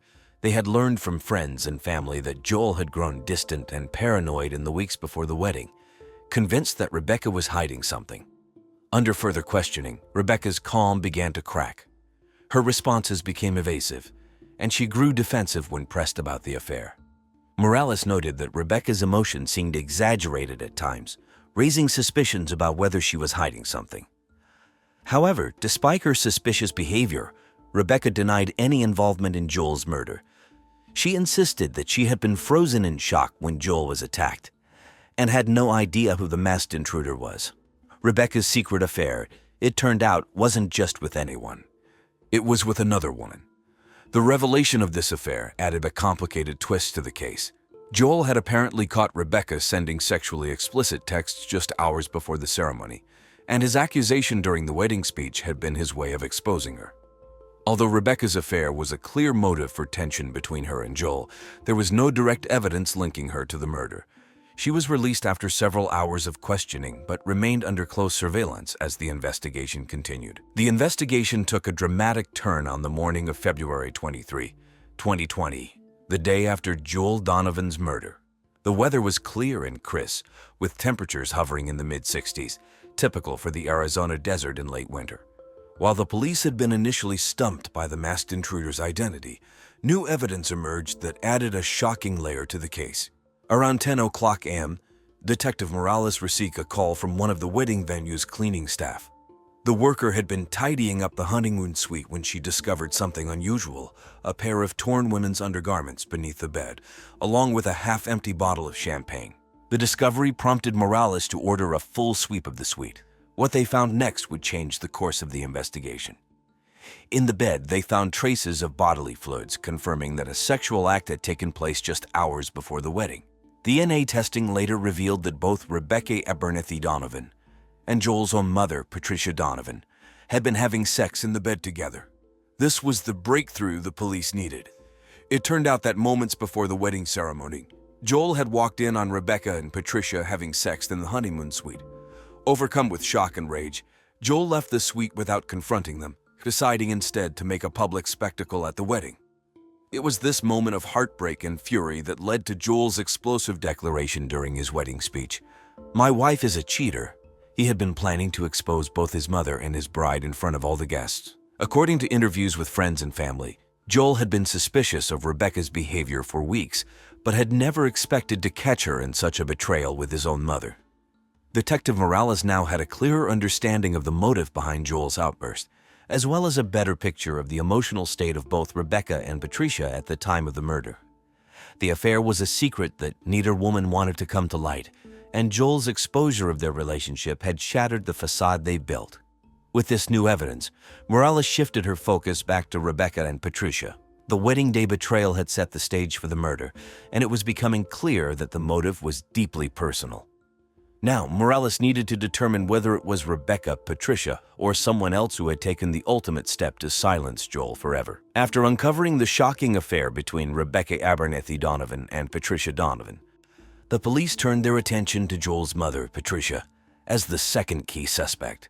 At 61 years old, Patricia was a well-known figure in her small town outside Boston, where she owned a popular diner, Donovan's Diner, which had been featured in a 2018 Boston Globe article for its classic comfort food.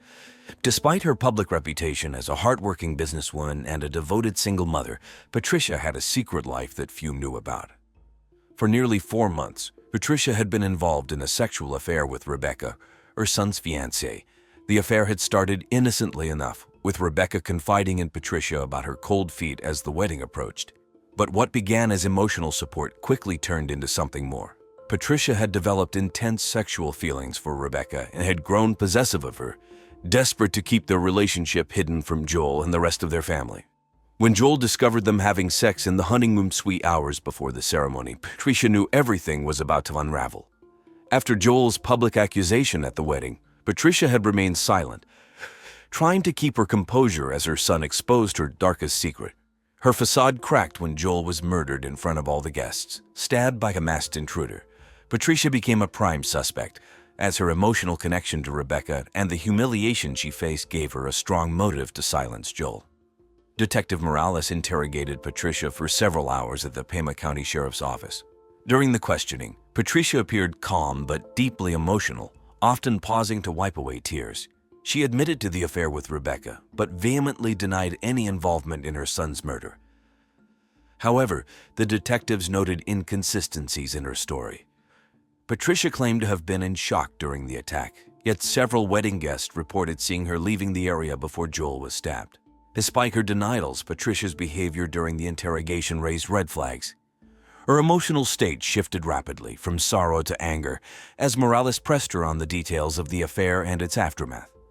Although Patricia continued to deny any involvement in the murder, her possessiveness over Rebecca and the shame of being publicly exposed made her a compelling suspect. However, without direct evidence linking her to the attack, the police couldn't yet make an arrest. For now, Patricia remained the suspect, her secrets threatening to destroy everything she had worked so hard to protect. The third suspect the police focused on was Patrick Daniel Walsh, Joel Donovan's best man and lifelong friend. Patrick, 29, was a middle school teacher back in Boston. Known for his outgoing personality and laid-back attitude, he was a fixture in Joel's life since they were kids. They'd grown up together, attended college at the same time, and shared a close bond. Patrick had always been seen as a bit of a womanizer, often dating multiple women at once, but no one ever expected him to be tied to such a brutal crime.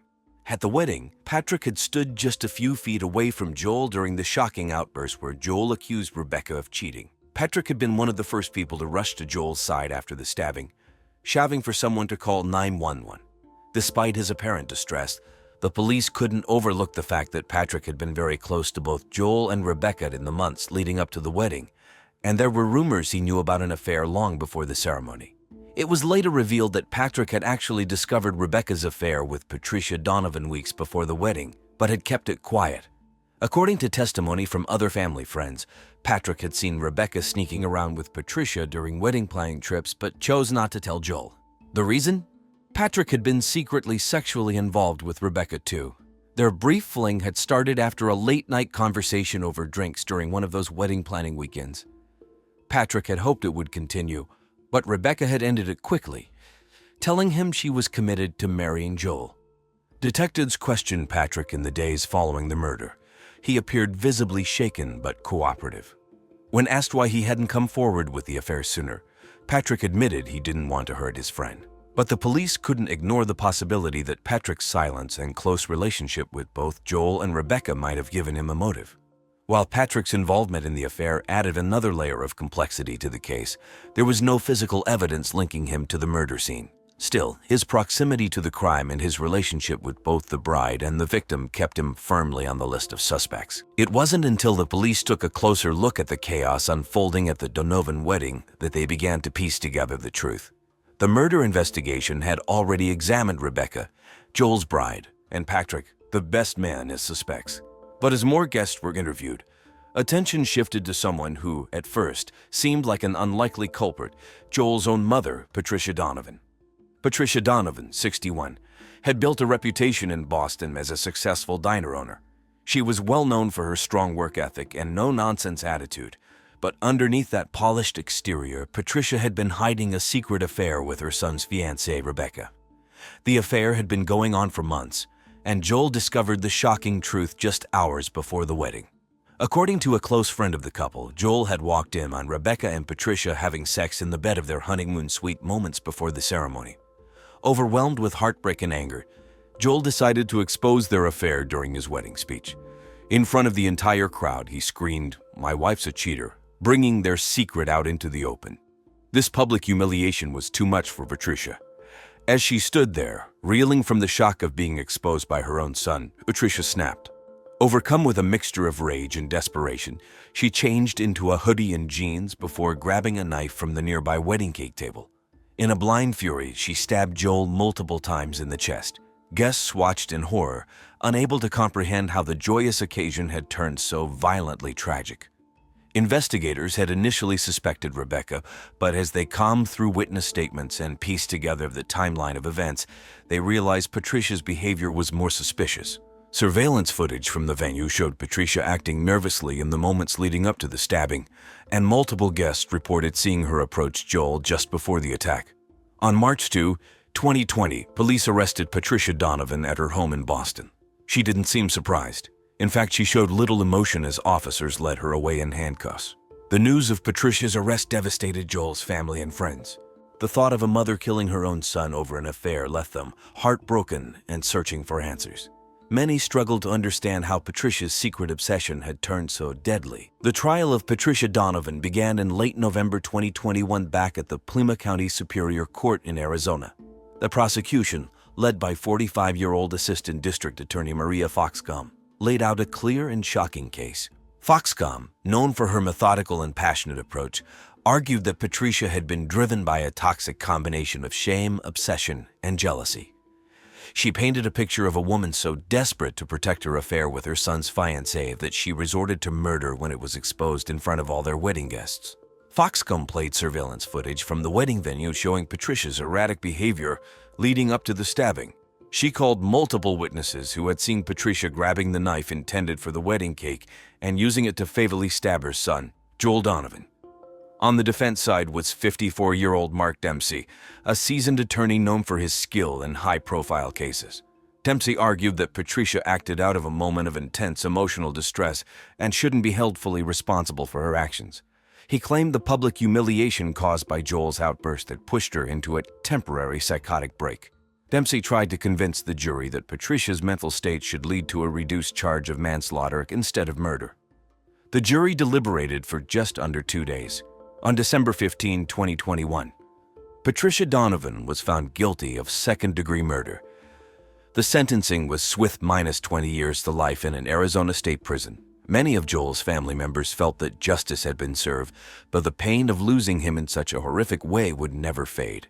Patricia, on the other hand, showed little reaction to the verdict, staring blankly as the sentence was read. The verdict left a lasting impact on everyone involved. Joel's friends and family were left to pick up the pieces, grappling with the complicated emotions of love, betrayal, and loss. After Patricia Donovan's trial and sentencing, life for everyone involved took a dramatic turn.